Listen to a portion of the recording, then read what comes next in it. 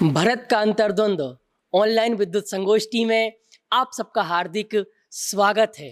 दुनिया का प्रत्येक जीव सुबह से शाम तक और बचपन से बचपन तक एक ही चीज प्राप्त करने के लिए निकल रहा है, उसका नाम है सुख, सुख और सुख। परंतु अनंत काल व्यतीत हो गया है, सुख आज तक प्राप्त नहीं हुआ है। क्यों? क्योंकि सुख जिन कारणों से प्राप्त होता है वो कारण हमें पता नहीं है। हमारे यहाँ तीन कारण कहे हैं, तीन उपाय कहे हैं: सम्यक दर्शन, सम्यक ज्ञान और सम्यक चारित्र। और ये सम्यक ज्ञान और सम्यक चारित्र भी सम्यक दर्शन के बिना प्राप्त नहीं होते हैं।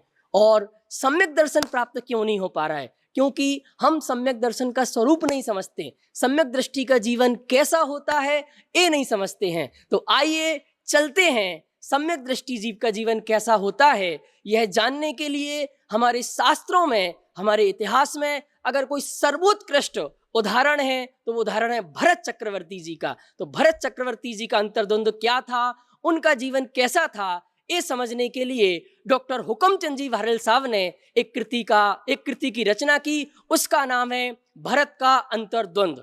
इस कृति के आधार से आज हमें बहुत बड़ी ऑनलाइन संगोष्ठी का आगाज कर रहे हैं, जिसमें हमारे साथ देश के अनेकों अनेक विद्वान जुड़ेंगे। तो मैं सर्वप्रथम निवेदन करता हूं आज की इस गोष्ठी के अध्यक्ष, इस कृति के लेखक डॉक्टर हुकमचंद जी भारल साहब से, इस गोष्ठी के संयोजक डॉक्टर शांति कुमार जी पाटिल साहब से, और इस गोष्ठी के प्रथम दिन के वक्ता पंडित अभय कुमार जी शास्त्री देवलाली, पंडित राकेश जी शास्त्री नागपुर, डॉक्टर वीर सागर जी दिल्ली, डॉक्टर संजीव कुमार जी गोदा जयपुर, डॉक्टर संजय कुमार जी दौसा और पंडित अच्युत कांजी शास्त्री। मैं सभी दर्शकों से, सभी श्रोताओं से निवेदन करता हूँ जब जोरदार तालियों के साथ और मीठी मीठी मुस्कान के साथ हमारे सभी अतिथि विद्वानों का स्वागत करें। आइए चलते हैं इस गोष्ठी की शुरुआत के लिए। गोष्ठी की शुरुआत करें हम मंगलमय मंगलाचरण से, और गोष्ठी के मंगलमय मंगलाचरण के लिए मैं उन शख्सियत को आवाज देना चाहता हूं जिनकी आवाज पूरे जैन समाज के लिए गौरव है, जो देश के बड़े सिंगर AR रहमान जैसे बड़े सिंगर्स के साथ मंच साझा करते हैं। और उनकी सबसे बड़ी विशेषता, उन्होंने दादा के मन को, दादा की लेखनी को एक सेतु बनकर आप तक उन्होंने पहुंचाया है। ऐसे हमारे जयपुर के डॉक्टर गौरव जी सौगानी से निवेदन करता हूं कि वो भरत के अंतर्द्वंद के काव्यों के माध्यम से ही इस गोष्ठी का मंगल मंगलाचरण करें। डॉक्टर गौरव जी सौगानी। सभी को सादर जय जिनेंद्र। साथियों, ये जो ऑनलाइन विद्वत संगोष्ठी आयोजित की गई है पंडित टोडरमल स्मारक ट्रस्ट द्वारा, इसके लिए मैं पूरे ट्रस्ट को और पूरी टीम को बहुत बहुत साधुवाद देता हूँ। क्योंकि आज जिस समय से हम लोग गुजर रहे हैं, जिस दौर से, उसमें अगर विद्वतजनों के मंगल प्रवचन ऐसी ऑनलाइन संगोष्ठी के माध्यम से हम सब तक पहुँचेंगे तो निश्चित रूप से उसका असर समाज पर एक पॉजिटिव रूप में पड़ता है। तो मैं फिर से पूरी टीम को बहुत धन्यवाद देता हूँ। और मुझे चूंकि आदेश हुआ है इस संगोष्ठी के लिए मंगलाचरण प्रस्तुत करने का, तो दादा द्वारा रचित ये अद्भुत रचना भारत का अंतर्द्वंद, इसमें से कुछ पंक्तियां लेकर संगीतबद्ध करने का छोटा सा प्रयास किया है। तो उम्मीद है, आशा है आप सबको पसंद आएगा। और मेरा आप सबसे ये आग्रह भी है कि जब ये आपके पास ये गीत पहुंचे, आप लोग जब इसे देखें YouTube पे, तो साथ में गाएं, गुनगुनाएं। ये पंक्तियां भी आप तक पहुंच जाएंगी। ये चुनिंदा पंक्तियां हैं दादा के इस रचना में से। आप सब लोग भी साथ में गा सकते हैं, गुनगुना सकते हैं, जुड़ सकते हैं हमारे साथ।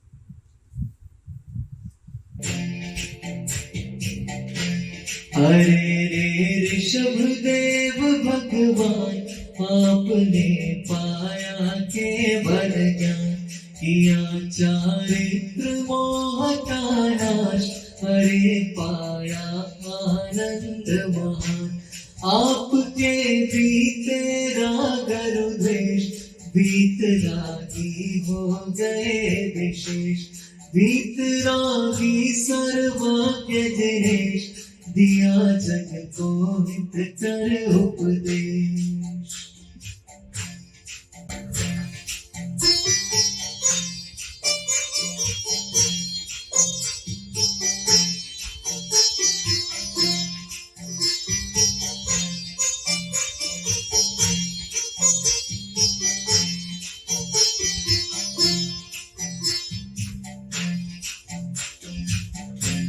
अनंत गुण राजित जिन देव विराजे सामव शरण के बीच, आपकी शोभा अपरंपार विराजे शत इंद्रों के बीच। प्रसारित दिव्य ध्वनि हो रहा हितकारी उपदेश। अरे रे कान लगा कर भव सुन रहे परम तत्व उपदेश।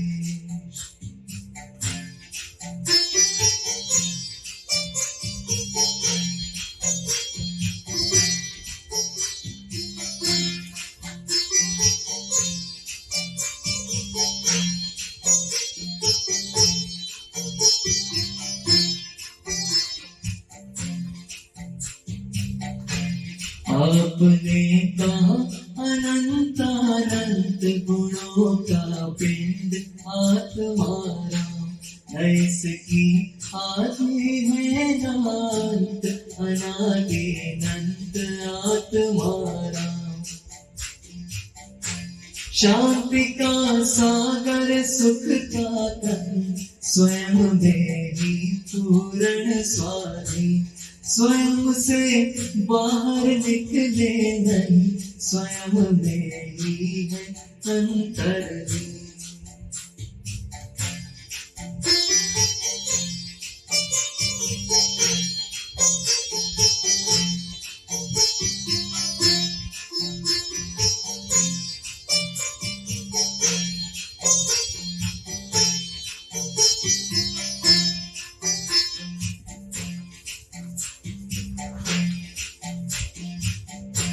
स्वयं में अपनेपन के साथ यदि हो अपने में लीन, और अपने में ही जम जाए सहज हो अपने में तल्लीन।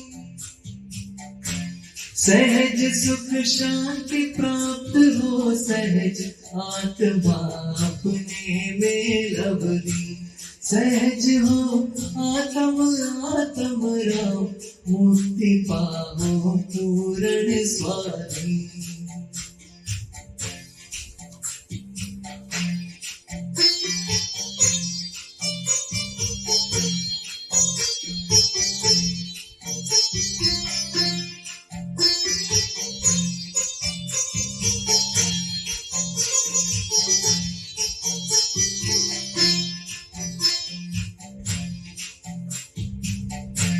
अरे यह भरत आपका भगत, आपके चरणों में रख शीश।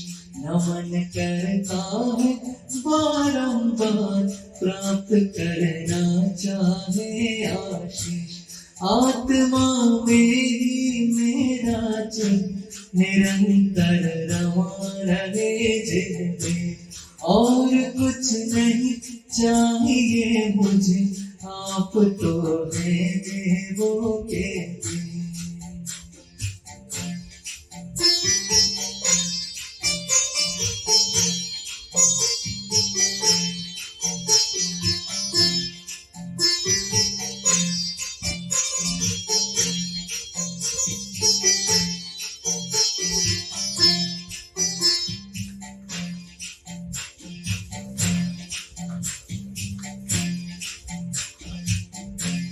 आपने बतलाया जिन देव, कहाँ कब क्या कैसा होगा। जानते हैं सब ही सर्वज्ञ, न उसमें फेर फार होगा। और सब निश्चित है नाथ, आप ये भी बतलाते हैं। अतः हम सभी सहज ही रहे, आप ऐसा समझाते हैं। अतः हम सहज ही रहे, आप ऐसा समझाते हैं। अतः हम सभी सहज ही रहे, आप ऐसा समझाते हैं। बहुत बहुत धन्यवाद डॉक्टर गौरव जी सौगानी का जो हमारे एक छोटे से फ़ोन कॉल पर आप हमें सदा हाजिर रहते हैं और बहुत सुंदर तरीके से हमारी सारी रचनाओं को पद्यमय करते हैं। अब मैं आपको पहले एक सूचना दे देना चाहता हूं कि आप एक गोष्ठी अंत तक सुने तो आपको सारा विषय क्लियर होगा। और दूसरी सूचना, आप अगर डायरी पेन लेके बैठेंगे ना तो आपको बहुत ज़्यादा समझ में आएगा और जो बातें आपको बहुत अच्छी लगें उनको आप ज़रूर नोट करें। तो आइए चलते हैं अब हम अपनी गोष्ठी के प्रथम वक्ता की ओर। तो मैं प्रथम वक्ता के रूप में जो दादा के बहुत ज़्यादा करीबी हैं, दादा के निजी सहायक हैं, जिन्होंने पहले दिन से लेकर अंतिम दिन तक इस कृति को देखा है, परखा है, पढ़ा है, अपने हाथों से उस पर सब कुछ दादा के साथ किया है काम, ऐसे दादा के निजी सहायक पंडित अच्युत कांजी शास्त्री से निवेदन करता हूं कि वो आएं और डॉक्टर भारल्य के भरत का व्यक्तित्व इस विषय पर अपना व्याख्यान प्रस्तुत करें। पंडित अच्युत कांजी शास्त्री। ओम नमः सिद्धेभ्य। आदरणीय अध्यक्ष महोदय, संचालक एवं संयोजक महोदय, मुख्य अतिथि महोदय एवं ऑनलाइन सभी श्रोताओं को सादर जय जनेन। आज की गोष्ठी का मेरा प्रतिपाद्य विषय है डॉक्टर भारल्य के भरत का व्यक्तित्व की विशेषताएं। जिस प्रकार से रामचंद्र जी जैसे पुरुष एक ही हुए हैं और एक रामचंद्र जी और उनके एक ही जीवन को अलग अलग साहित्यकारों ने अलग अलग दृष्टि से देखा है। कोई उन्हें मर्यादा पुरुषोत्तम के रूप में देखता है, कोई उन्हें अन्य अन्य रूपों से देखता है।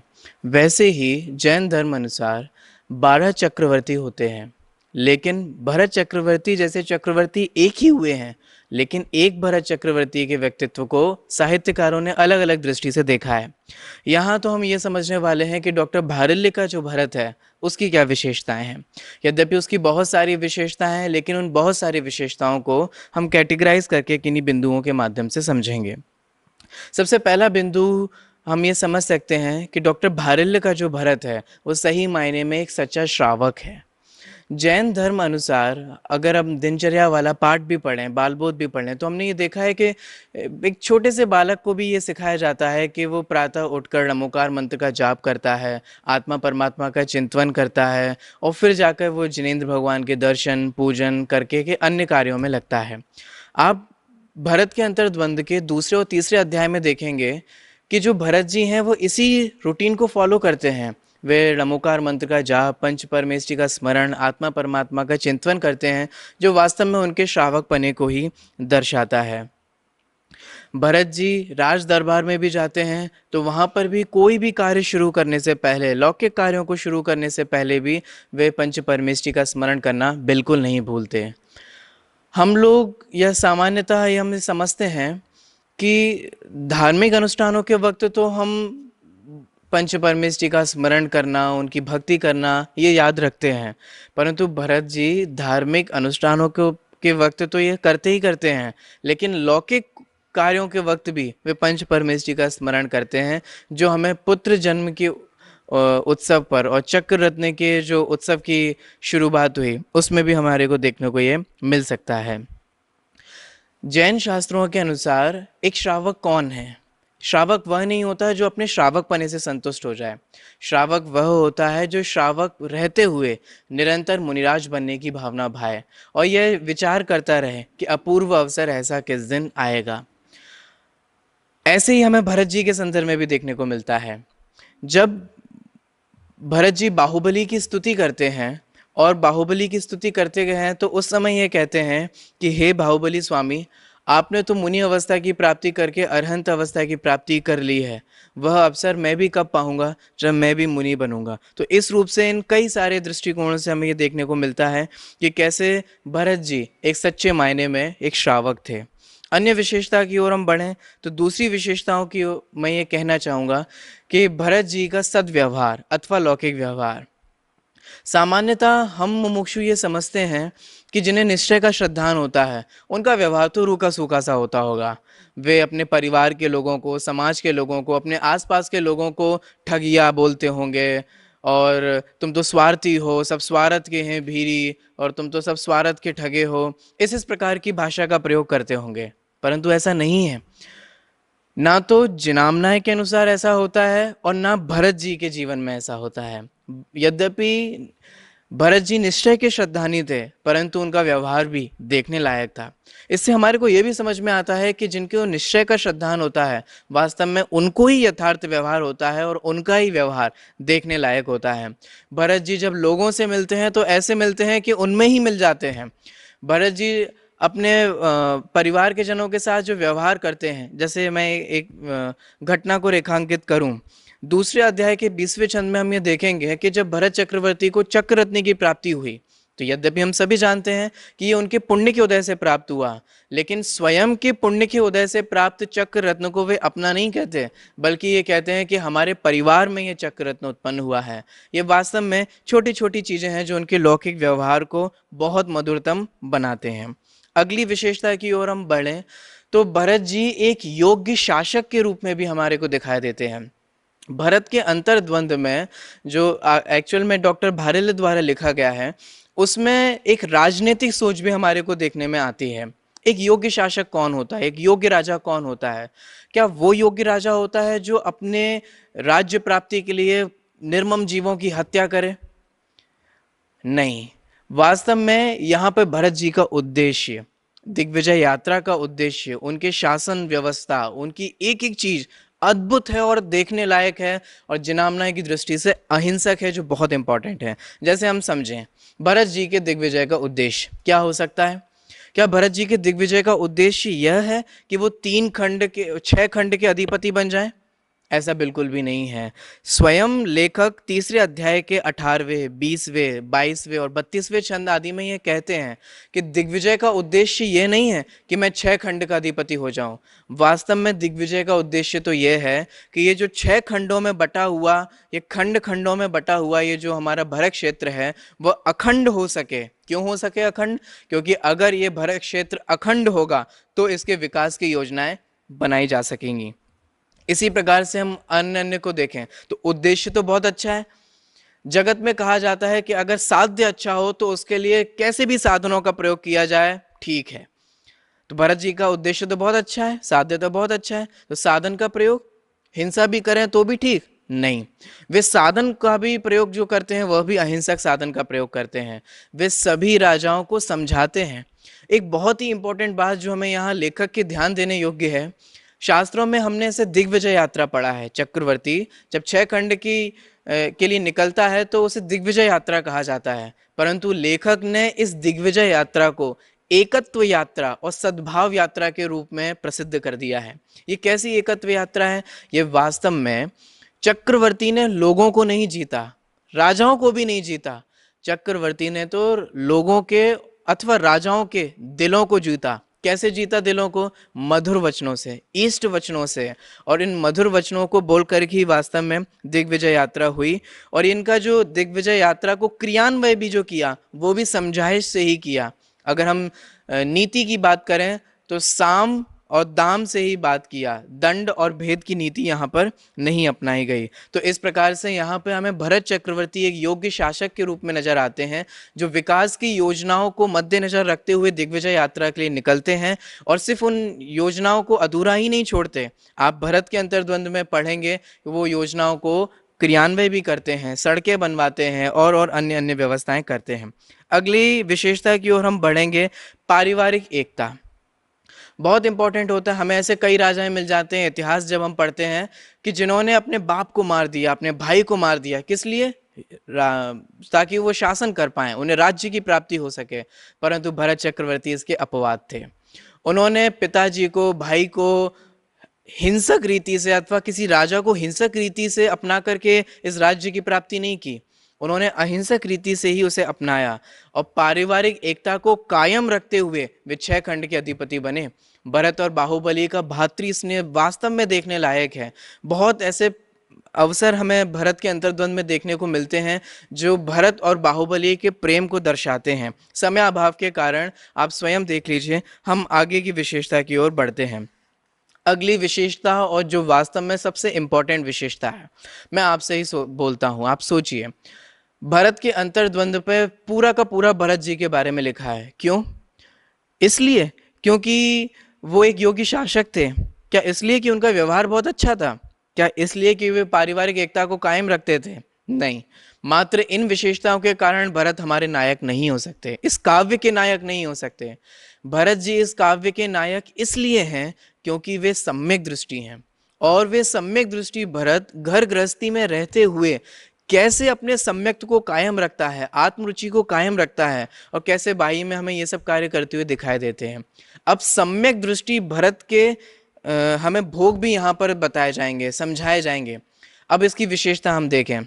डॉक्टर भारिल के भरत की क्या विशेषता है कि जब जब लेखक ने भरत जी को भोग भोगते हुए दिखाया, तब तब वहां उन्होंने हर वक्त भोग भोगते हुए भरत जी को उनमें हे बुद्धि पूर्वक ही दिखाया। जैसे कि मैं आपसे कहूँ, हम प्रसंगों को देखें, जैसे चक्ररत्न, कैसा लगता होगा चक्रवर्ती को चक्ररत्न?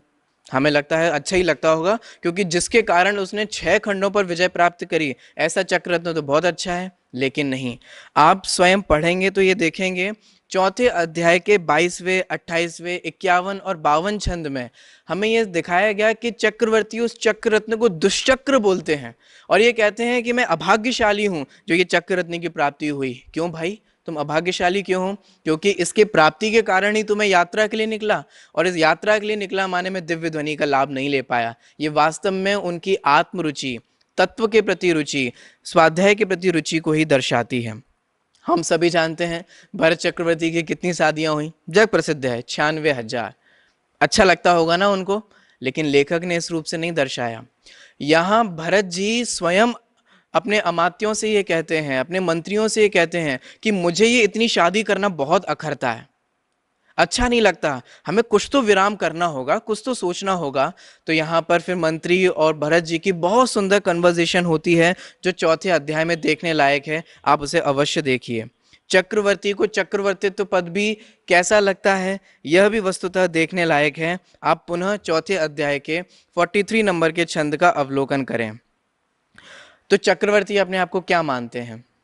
चक्रवर्ती ही मानते होंगे, दुनिया तो वही मानती है, लेकिन नहीं, भरत जी तो सम्यक दृष्टि हैं। आप 8वें अध्याय के 49 नंबर के छंद में देखेंगे तो ये पाएंगे कि चक्रवर्ती स्वयं ये कहते हैं कि मैं चक्रवर्ती नहीं हूं, मैं तो त्रिकाली ध्रुव भगवान आत्मा हूं। इसी प्रकार से जो प्रसिद्ध उदाहरण है, वे ध्यान करते हैं तो कैसे करते, यह भी उनके सम्यक दृष्टि पने को ही दर्शाता है।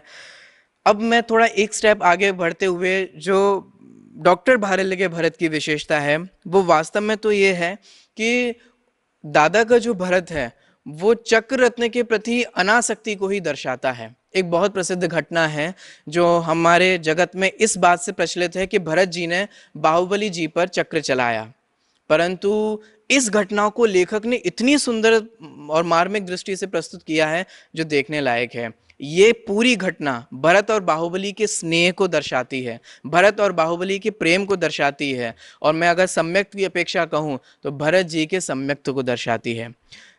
भरत जी उस चक्ररत्न से चिपटे हुए नहीं थे कि मुझे ये चक्ररत्न चाहिए ही चाहिए, इतनी अनासक्ति थी कि जाओ बाहुबली के पास जाओ, मुझे नहीं चाहिए। ये दर्शाता है उनकी अनासक्ति भाव को, निकांक्षित वृत्ति को, जो वास्तव में सम्यक दृष्टि का एक अंग होता है। और भी हमें ऐसे बहुत अवसर मिलते हैं, उनकी अहिंसक वृत्ति देखने को मिलती है। जल युद्ध, मल युद्ध, ये जो 3 युद्ध हुए, ये 3 युद्ध भी उनकी अहिंसक वृत्ति को ही दर्शाते। उन्होंने क्यों एक्सेप्ट कर लिया ये 3 युद्ध करना? क्योंकि ये कोई युद्ध नहीं थे, एक्चुअल में खेल थे जो उनकी अहिंसक वृत्ति को दर्शाते हैं। ऐसे ही जब भी हमें भरत जी दुविधा में पड़ते हुए दिखते हैं, जब बाहुबली जी को वैराग्य हो गया, चक्ररत्न का उत्सव हो रहा है, चक्ररत्न की घटना हो गई है, तब बाहुबली जी, ऐसे किसी भी अवसर पर भरत जी सदैव हमें वस्तु स्वरूप का अवलंबन लेते हुए दिखाई देते हैं। और वस्तु स्वरूप का अवलंबन लेना, विचार करना, जिसे हम टोडरमल जी की भाषा में कहें तत्व विचार करना, वह हमें भरत जी के जीवन में निश्चित रूप से दिखाई देती है। इस प्रकार हमने यहाँ पर देखा कि जो आदरणीय दादा के जो भरत हैं, वो एक सच्चे रूप में एक सच्चे श्रावक हैं, सभी रूप में एक लौकिक व्यवहार में निपुण हैं, पारिवारिक एकता को कायम रखने वाले हैं, एक योग्य शासक हैं, और मुख्य बात एक सम्यक दृष्टि हैं। इस प्रकार भरत जी के व्यक्तित्व को पढ़कर, समझकर, भरत के अंतर्द्वंद को जानकर, ऐसा अंतर्द्वंद हमारे जीवन में भी प्रकट हो और क्रमशः मुनि अवस्था की प्राप्ति करके सिद्धत्व की प्राप्ति करें। इसी मंगल और पवित्र भावना के साथ अभी की बात को मैं यहीं विराम देता हूँ। बहुत बहुत धन्यवाद पंडित अच्युत कांजी शास्त्री का, जिन्होंने बहुत ही सुंदर तरीके से, बहुत ही सरल तरीके से भरत जी का व्यक्तित्व क्या था, भरत जी का जीवन क्या था, उनका श्रावक धर्म कैसा था, उनका पारिवारिक जीवन कैसा था, उनका राजनीतिक जीवन कैसा था, बहुत सुंदर तरीके से समझाया है। हम पुनः उनका बहुत बहुत धन्यवाद ज्ञापित करते हैं। और अब मैं निवेदन करता हूँ डॉक्टर संजय कुमार जी दोसा। आपने इनका नाम सुना होगा। ये हिंदी के प्रोफेसर हैं, ये बहुत अच्छे समालोचक हैं, भाषाविद हैं, साहित्यज्ञ हैं और साथ ही साथ जैन धर्म और हिंदी भाषा इस विषय पर बहुत मेहनत से, इस संदर्भ में, इस प्रसंग में बहुत जोर शोर से काम करते हैं। तो मैं निवेदन करता हूँ, भरत का अंतर्द्वंद का साहित्यिक वैशिष्ट, इस विषय पर अपना प्रकाश डालें। डॉक्टर संजय कुमार जी दोसा एक बार पुनः विषय सुन लें, भरत का अंतर्द्वंद का साहित्यिक वैशिष्ट, डॉक्टर संजय कुमार जी दोसा। ओम नमः सिद्धेभ्य। संगोष्ठी के अध्यक्ष आदरणीय छोटे दादाजी, संयोजक शांति जी भाई साहब, अभय जी भाई साहब, राकेश जी भाई साहब, सुमित जी भाई साहब, संजीव जी संचालक द्वय, सभी दर्शक, श्रोता, पाठक, काव्य रसिक, भरत का अंतर्द्वंद विषय की संगोष्ठी में मुझे इस काव्य के साहित्यिक वैशिष्ट या सौष्ठव पर चर्चा करनी है। इस रचना से पूर्व भी लेखक के द्वारा 2 काव्य ग्रंथों की रचना और हुई थी, एक पश्चाताप और दूसरा वैराग्य, जिनके काव्य का हम लोग आचमन कर चुके हैं। भरत और बाहुबली से संबंधित कथानक हमें पद्म पुराण, हरवंश पुराण, आदि पुराण और अनेक प्रकार के कथा कोशों में और 16वीं शताब्दी के एक ग्रंथ भरतेश्वय आदि में प्राप्त होता है। और इनमें से यदि भरतेश्वय को हम अलग कर दें तो कमोबेश सभी पुराणों में एक जैसी घटनाओं की श्रृंखला और एक जैसे भावों का उतार चढ़ाव प्राप्त होता है और प्रायः दिग्विजय तक उनके जीवन में वैराग्य का कोई चिन्ह दिखाई नहीं देता है। और जब वे राजपाट संभाल लेते हैं और उसके बाद की घटनाओं में हमें उनके वैराग्य दृष्टिगोचर होता है। भरत का अंतर्द्वंद ये काव्य 10 अध्यायों में और लगभग 500 छंदों में वर्णित है और इसमें भरत जी के संपूर्ण जीवन जो 84 लाख वर्ष पूर्व है, उसमें से केवल 60,000 वर्ष के कालखंड का चित्रण किया गया है। यद्यपि उनका राज्यकाल 1000 वर्ष पहले ही आरंभ हो जाता है, जब जहाँ से शुरू होते हैं। इस काव्य का कथानक का प्रथम अध्याय जहाँ से वो शुरू होता है, वहाँ भरत जी को सबसे पहले राजदरबार में बैठे हुए हैं, उन्हें 3 सूचनाएं प्राप्त होती हैं। एक चक्ररत्न की प्राप्ति की, दूसरी पुत्ररत्न की प्राप्ति की और अंत में भगवान आदिनाथ को केवल ज्ञान प्राप्त होने की। धर्म, अर्थ, काम, तीनों के फलों की सूचना एक साथ प्राप्त होना ये विरल होता है, लेकिन भरत जी के साथ ही घटित होता है। भरत जी को ये सूचनाएं यकायक प्राप्त होती हैं। यहाँ पर कभी को शायद काम में नहीं था, अन्यथा एक नाटकीय विधान किया जा सकता था, जिस नाटकीय विधान के तहत कभी पहले 2 या 3 छंदों का विधान करके एक माहौल बना सकते थे और उसके बाद में फिर ये सूचनाएं दी जा सकती थी। तो फिर पाठक के समक्ष हठात एकदम जो सूचनाएं आती हैं वो नहीं आती। और इस तरह के नाटकीय विधान की इस पूरे भरत बाहुबली के प्रसंग में बहुत गुंजाइश भी है और लेखक ने स्वयं भी इस तरह का विधान किया है। पहले अध्याय में ही जब भरत जी आदिनाथ भगवान के दर्शन करने जाते हैं तो वहाँ जिन दर्शन के साथ निज दर्शन में ऐसे डूब जाते हैं कि सारी लोगों को, उनके सेनापति वगैरह जो मंत्रीगण हैं, उनको भी ऐसा लगता है कि कहीं भरत जी अभी दीक्षा न ले लें। एक आशंका का विधान नाटकीय ढंग से करते हैं और फिर अचानक सभी को ऐसी शंका हुई भरत दीक्षा न ले ले अभी, लेकिन ऐसा कुछ भी घटित नहीं होता है। भरत जी पुनः सभी को वापस चलने का आदेश देते हैं और कहते हैं कल पुत्र जन्म उत्सव मनाएंगे। इस अध्याय में एक और खास बात है कि इसमें जैन दर्शन और अध्यात्म के विभिन्न सिद्धांतों जैसे आत्मा स्वरूप, अकर्तृत्व, सर्वज्ञत्व, क्रमबद्ध पर्याय, इन सभी विषयों का भी विवेचन किया गया है। दूसरे अध्याय का आरंभ यद्यपि पुत्र जन्मोत्सव की सूचना के साथ होता है, लेकिन कवि का उद्देश्य पुत्र जन्मोत्सव मनाना नहीं है, बल्कि यहाँ पारिवारिक मूल्यों की स्थापना करना है, जहाँ सभी लोग एक दूसरे के साथ बंधकर एक सूत्रता में रहें और स्वतंत्र भी रहें। प्रेम भाव, वात्सल्य भाव से रहें निरंतर जीवन भर, एक दूसरे का आदर सत्कार करें हम जीवन भर। तीसरा, चौथा और पांचवा अध्याय दिग्विजय की यात्रा का वर्णन करने वाला अध्याय है। तीसरे, और इसमें लगभग दिग्विजय का तीनों अध्यायों में वही क्रम लिया गया है जो या आदि पुराण में है या तिलोई परिणति की गाथा 1298 से लेकर 1378 तक में जो क्रम दिया गया है, लगभग उसी क्रम की अनुपालना की गई है। लेकिन कवि का उद्देश्य दिग्विजय प्राप्त कराना नहीं है। कवि यहाँ बहुत स्पष्ट रूप से स्थापित करता है कि साम्राज्यवादी शक्तियां के रूप में उन्हें विस्तार नहीं करना है, बल्कि उन्हें तो कुलकरों के द्वारा जो विकास की प्रक्रिया शुरू की गई थी, उस विकास की प्रक्रिया को निरंतरता प्रदान करना है और एक अखंड भारत की पृष्ठभूमि का निर्माण करना है। चौथा अध्याय एक दृष्टि से इस ग्रंथ का प्राण है, क्योंकि इस अध्याय में भरत के व्यक्तित्व की कुछ अलग स्पष्ट रेखाएं उभरती हैं।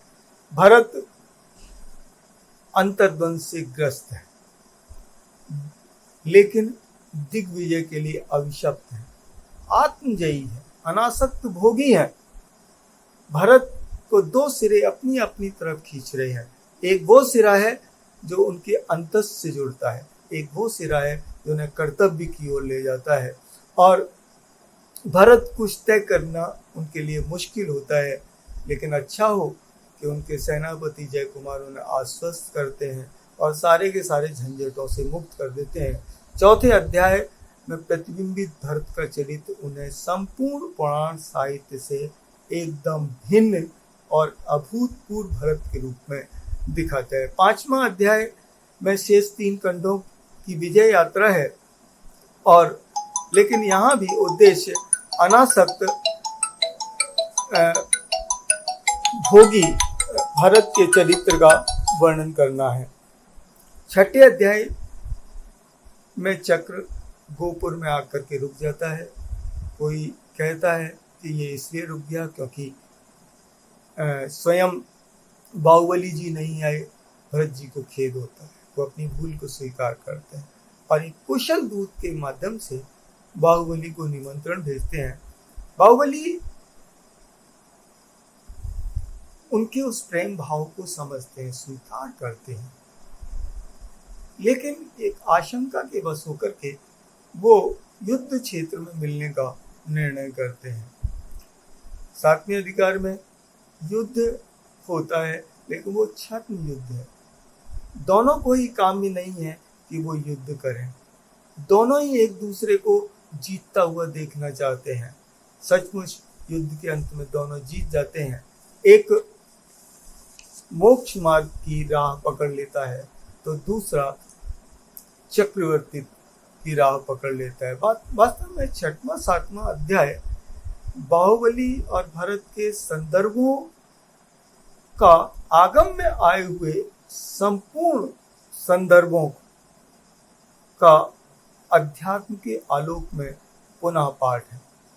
8वां अध्याय बाहुबली को केवल ज्ञान प्राप्त करने की घटना की सूचना देता है। भरत जी उनकी स्तुति करते हैं, लेकिन यहाँ भी निश्चय स्तुति कैसी होती है, उसका स्वरूप कैसा होता है, इस बात को जिनागम के मूल विषयों के संदर्भ में ज्ञानी जीव की परिणति का विवेचन किया गया है। 9वें अध्याय में राजपाट के साथ भरत जी की जो निर्मल परिणति है उसका चित्रण है कि वह राजकाज भी संभालते हैं। यहाँ एक आधुनिक भरत की उपस्थित होता है जो विकास के पथ को आगे बढ़ाता है और जो अपनी प्रजा के लिए आवश्यक सारे साधन सुविधाओं को उपलब्ध करता है। 10वें अध्याय में आदिनाथ भगवान के मोक्ष पधारने पर भरत दुखी हैं। वृषभ से हमें समझाते हैं कि संसार का यही स्वरूप है और तुम्हें भी अपना मार्ग लेना चाहिए। बात भरत जी की समझ में आती है। अपने पुत्र अर्क कीर्ति को राज तिलक करके वे स्वयं दीक्षा ले लेते हैं और कमाल का पौरुष यहाँ दिखाया है कि मात्र अंतर मुहूर्त में ही वो केवल ज्ञान को उपलब्ध हो जाते हैं। उसके बाद 6 लाख वर्ष पूर्व तक उनकी दिव्य ध्वनि निरंतर चलती रहती है। यहाँ आकर के यह काव्य पूरा होता है। कथानकों की दृष्टि से देखें तो इसमें ऐतिहासिकता का उपयोग तो किया गया है, लेकिन उसका पाठ अपने ढंग से किया गया है। इसमें कल्पना का इतना अधिक समाहार किया गया है कि वो आध्यात्मिकता के आलोक में एक चक्रवर्ती का जीवन कैसा होता है, सारे के सारे विपरीत परिस्थितियों के बीच में उसका चित्रण किया गया है। अगर इसकी पात्र योजना की चर्चा करें तो इसमें बाहुबली, भरत ये 2 मुख्य पात्र तो हैं ही, इनके साथ सेनापति, उनकी माँ यशस्वती और 2 अलौकिक पात्रों के रूप में भगवान आदिनाथ और उनके पुत्र गणधर वृषभसेन, ये इनका चित्रण किया गया है। लेकिन मुख्यतः जो केंद्र है वो भरत और बाहुबली पर है।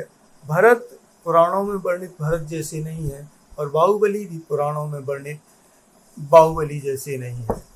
इस कृति में संवादों का उपयोग किया गया है, लेकिन शायद कवि को ये काम में नहीं है कि ये पता लगे कि कौन से संवाद कौन बोल रहा है, इसलिए इस तरह का कोई संकेत विभिन्न प्रकार के संवादों में कवि ने नहीं दिया है। वैसे यदि इस तरह के संकेत भी दिए जाते तो रचना की सुंदरता शायद बढ़ती ही, कम नहीं होती। संवाद ज़्यादातर छोटे तो नहीं है, बड़े बड़े हैं और बड़े संवाद विशेष रूप से आत्मा लाभ के रूप में है। आत्मा लाभ अर्थात जो अंतर्गुण भरत के भीतर चल रहा है और वो स्वगत कथन के रूप में उसे बार बार बोलते हैं। रचना को अगर हम देखें तो हमें उसी देश काल में पहुंचा देती है जिस देश काल में रचना घटित हुई है और ठीक उसी तरह का सारा माहौल वहाँ राज दरबार से लेकर के युद्ध क्षेत्र तक का हमें दिखाई देता है। दिग्विजय का पूरा वर्णन एक युद्ध के माहौल जैसा बताया है। अब हम मुख्य बात करें कि हम इसकी जो उद्देश्यों की बात अगर हम करें तो इसमें भाव अभिव्यंजना की दृष्टि से कुछ नवीन बातें उभर करके आई हैं। सामाजिक और राजनीतिक संदर्भों की दृष्टि से भी इस पुस्तक का अध्ययन किया जा सकता है। पारिवारिक मूल्यों की स्थापना की दृष्टि से पुस्तक का अध्ययन किया जा सकता है। आधुनिक काल सापेक्ष घटनाओं की व्याख्या भी की गई है। अंतर्द्वंद के स्थलों से जो एक श्रावक का चारित्रिक वैभव उभर करके आता है उस दृष्टि से भी इस काव्य ग्रंथ को पढ़ा जा सकता है। युद्ध की अनिवार्यता यदि हो तो उसकी सोद्देश्यता होनी चाहिए। यहाँ युद्ध की अनिवार्यता है लेकिन सोद्देश्यता है। यहाँ विकास, एकता, एक सूत्रता, अखंडता, ये सारे मुख्य बिंदु हैं जिनके आधार पर युद्ध लड़ा गया है। और युद्ध किसी विस्तारवादी नीति के तहत नहीं है बल्कि एक विशद उद्देश्य है, लोगों को जोड़ना है, लोगों को एक साथ करना है और विकास का जो क्रम चल रहा था उस क्रम को निरंतर जारी रखना है। दिग्विजय को बताया, लेकिन उसके साथ साथ उस दिग्विजय की जो अलौकिकता है उस अलौकिकता की भी बात की है। काव्य की अंतर प्रेरणा और कवि के हृदय में जो अंतर विप्लव है उस दृष्टि से भी हम इस काव्य ग्रंथ के बारे में विचार कर सकते हैं। समय की सीमितता है, हम थोड़ा सा कला पक्ष पर भी हम विचार करें। इसमें काव्य की विभिन्न शैलियों का प्रयोग किया गया है। पूर्ववर्ती शैली का प्रयोग किया गया है, विवरणात्मक वर्णनात्मक शैली का प्रयोग किया है, द्वंद्वात्मक शैली का प्रयोग किया गया है। और भाषा की दृष्टि से हम देखें तो इसमें संस्कृत निष्ठ तत्सम प्रधान हिंदी का प्रयोग किया है। कहीं कहीं देसी शब्दों का भी प्रयोग है। अंग्रेजी शब्दों के प्रयोग में भी कवि ने कोई दिक्कत महसूस नहीं की। टॉप, संडे हो या मंडे है, और ऑर्डर, ऐसे अनेक अंग्रेजी शब्द हैं जिनका कवि ने प्रयोग किया है। जिस तरह कवि ने भारत के व्यक्तित्व में को गढ़ा है वैसे ही इसकी भाषा को भी गढ़ा है। इसकी भाषा में एक सहजता है, एक सरलता है, सादगी है। इसमें ज़्यादा छंदों का प्रयोग नहीं किया है। 10 अध्याय भले ही हैं लेकिन 7 छंदों का प्रयोग किया गया है। कवि को ये काम भी नहीं है, वो सरलता का अभिलाषी है और इस तरह की भाषा का प्रयोग करना चाहते हैं कि जो आवाल गोपाल सभी को समझ में आए। नहीं उनका कला पक्ष की ओर, शिल्प पक्ष की ओर ध्यान है, फिर भी इसमें अनेक अलंकारों का प्रयोग हुआ है। भाषा की दृष्टि से देखें तो अनेक अलंकार यत्र तत्र सर्वत्र दिखाई देते हैं। जैसे मैं उपमा की बात करूं तो ज्ञानियों का गृहस्थ जीवन अरे होता दुधार उधार, श्रद्धा निर्विकल्प रहती, विकल्पों का अपार व्यापार। अनुप्रास का प्रयोग देखें, यह है अखंड प्रचंड चंड सारे जग का उजियारा है। ये अखंड प्रचंड चंड एक साथ जो आवृत्ति है। रूपक का प्रयोग इसमें खूब किया है। नाव नित रहती पानी में, नाव में पानी रहता नहीं, नाव में पानी रहता नहीं इसलिए नाव डूबती नहीं। इस तरह एक और देखें, अरे ज्ञानी भव सागर में ज्ञान की नाव चलाते हैं, ज्ञानियों के मन मंदिर में भवोदधि रह सकता नहीं। अक्षयोक्ति का प्रयोग बहुत मजेदार है। देखें ये पंक्ति, अधिक क्या कहें सब अंगूठियां धरती पर गिर जाती हैं।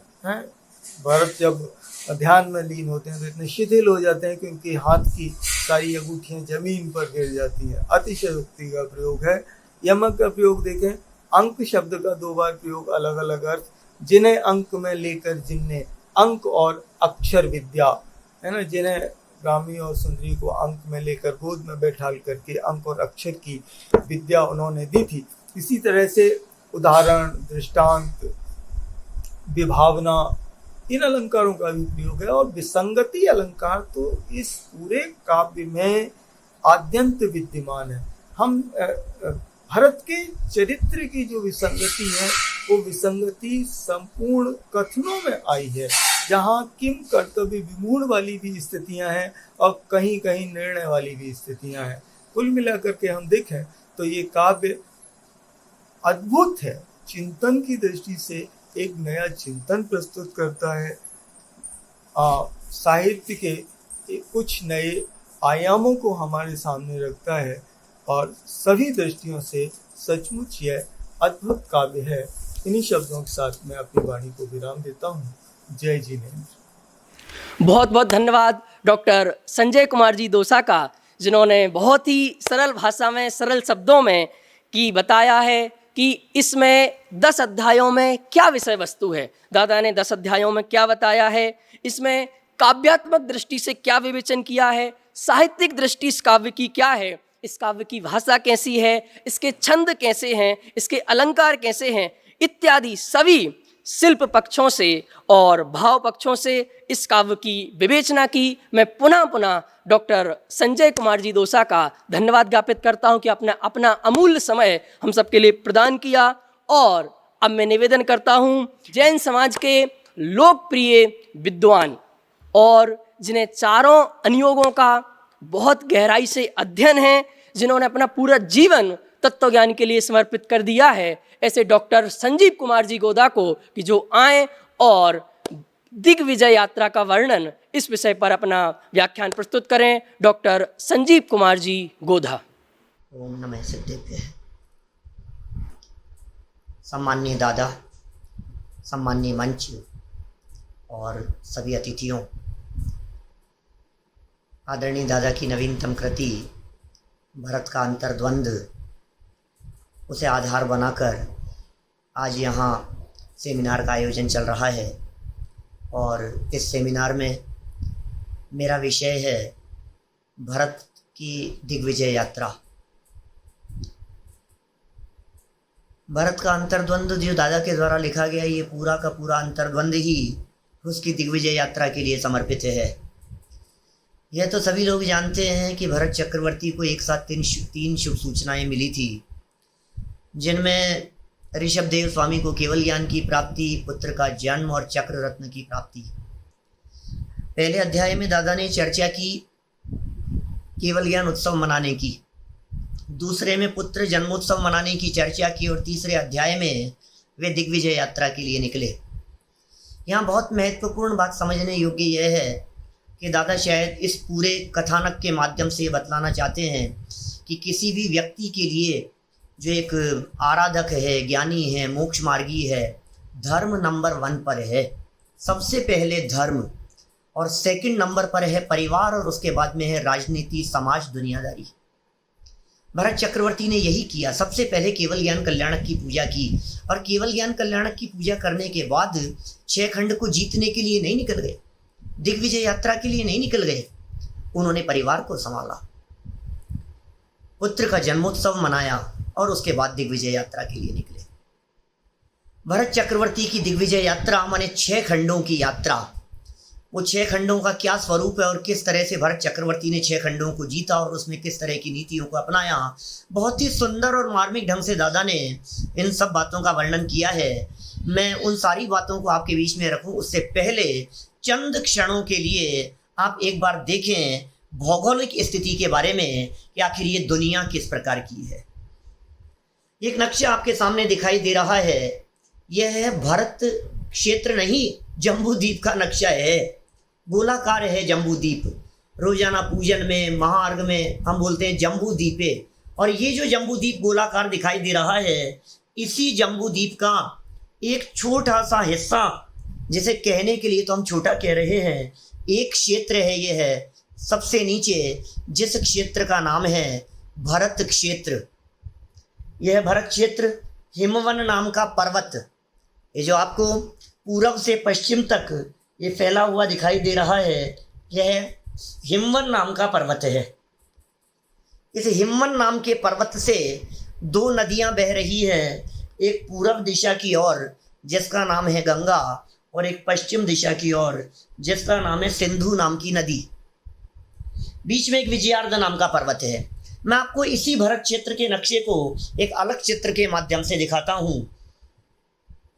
देखिए, थोड़ा सा एक बार आप इस स्वरूप को समझ लेंगे तो आपको उसकी पूरी दिग्विजय यात्रा को समझने में आसानी होगी। ये पूरा का पूरा चित्रण, भौगोलिक स्थिति का चित्रण दादा ने अपने भरत के अंतर्द्वंद नामक पुस्तक में किया है।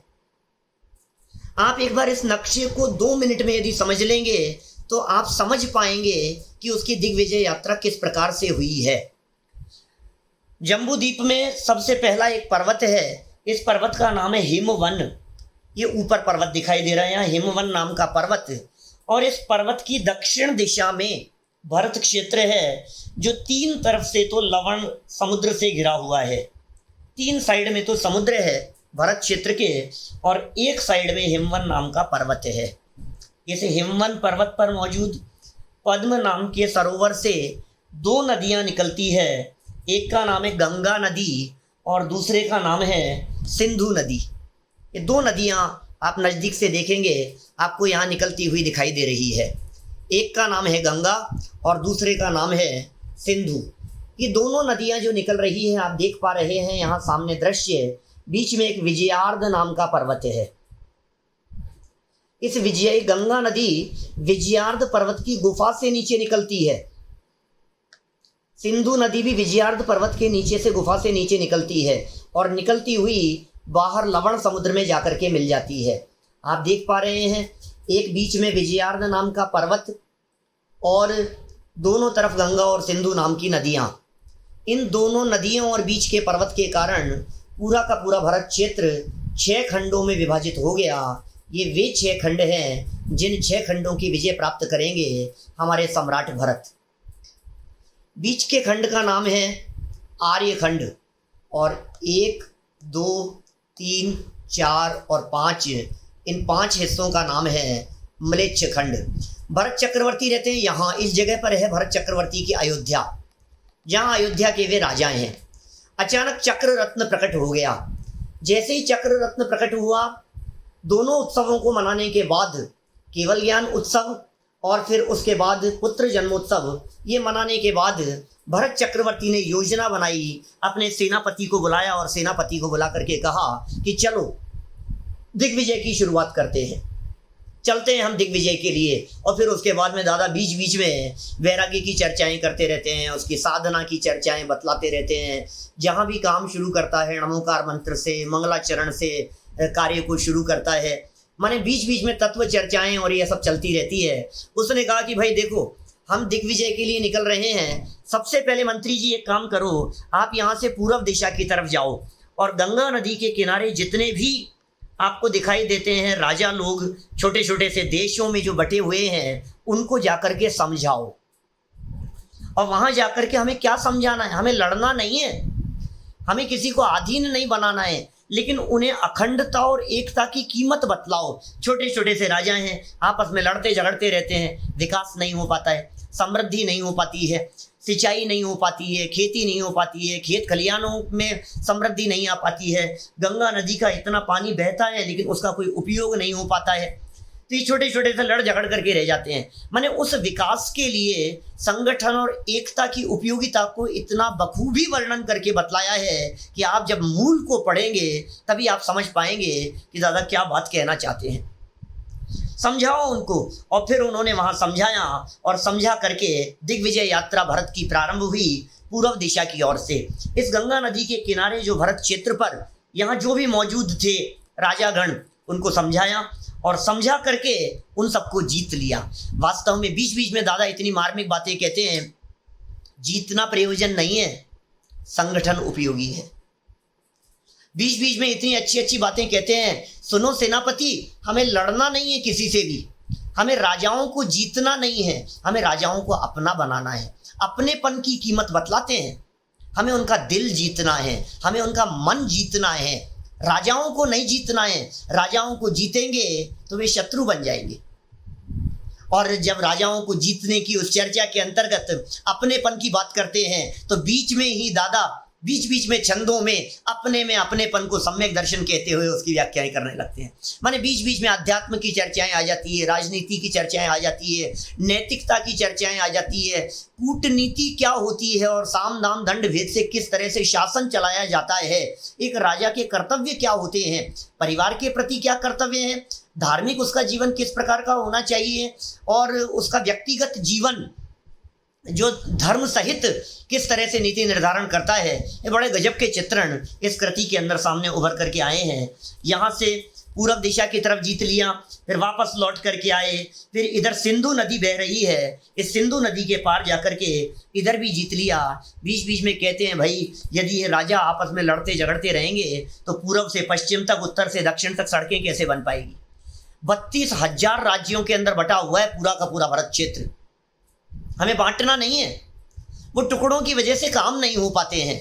तो फिर ये इस तरह से 3 खंडों को जीत लिया। बीच बीच में भरत जी को परिणाम आते हैं तो ऋषभ देव भगवान की दिव्य ध्वनि सुनने के लिए चले जाते हैं, भगवान ऋषभ देव की स्तुति करते रहते हैं। और फिर वहाँ से जब आगे बढ़ते हैं तो ये जो विजयार्ध नाम का पर्वत दिखाई दे रहा है, इस विजयार्ध पर्वत के नीचे तलहटी में एक गुफा है जो 50 योजन लंबी है, बहुत बड़ी गुफा। कभी खुलती नहीं है वो गुफा। 6 महीने खुलने के बाद में इंतजार करना पड़ता है ऐसी गुफा। और चक्रवर्ती के पास में तो विविध प्रकार के रत्न होते हैं। सेनापति भी उसके चेतन रत्नों में से एक है। उसका घोड़ा भी एक रत्न है। चक्र रत्न तो है ही, कांकनी रत्न और अनेक प्रकार के रत्न है। पटरानी भी एक रत्न हुआ करती हैं। तो एक रत्न के माध्यम से सेनापति के सहयोग से यहाँ गुफा का दरवाजा, क्योंकि अब उत्तर दिशा की तरफ जाना है, 3 खंडों को जीत लिया है। 3 खंडों को जीता तो विजय अभी आधी हुई है। मानो चक्रवर्ती की इस आधी विजय की घोषणा करने के कारण इस पर्वत का नाम विजयार्ध नाम का पर्वत पड़ा हो।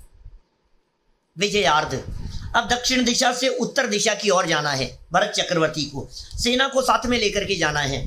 दरवाजे खोले। 6 महीने तक वहां से गैस निकलती रही, आग की लपटें निकलती रही है, और सब शांति से उसका इंतजार करते रहे। जब वो सब शांत हो गई तो पूरी सेना को लेकर के पुल बना करके व्यवस्थित रीति से यहाँ आगे बढ़ गए। आगे बढ़कर उत्तर दिशा की ओर के म्लेच्छ खंडों को जीता, सामने की ओर के म्लेच्छ खंडों को जीता, और सबको जीतकर इस म्लेच्छ खंड के बीच में एक छोटा सा पर्वत आपको दिखाई दे रहा होगा। इस पर्वत का नाम है वृषभाचल नाम का पर्वत। वृषभाचल पर्वत। यह पर्वत चक्रवर्तियों के नामों से भरा हुआ है।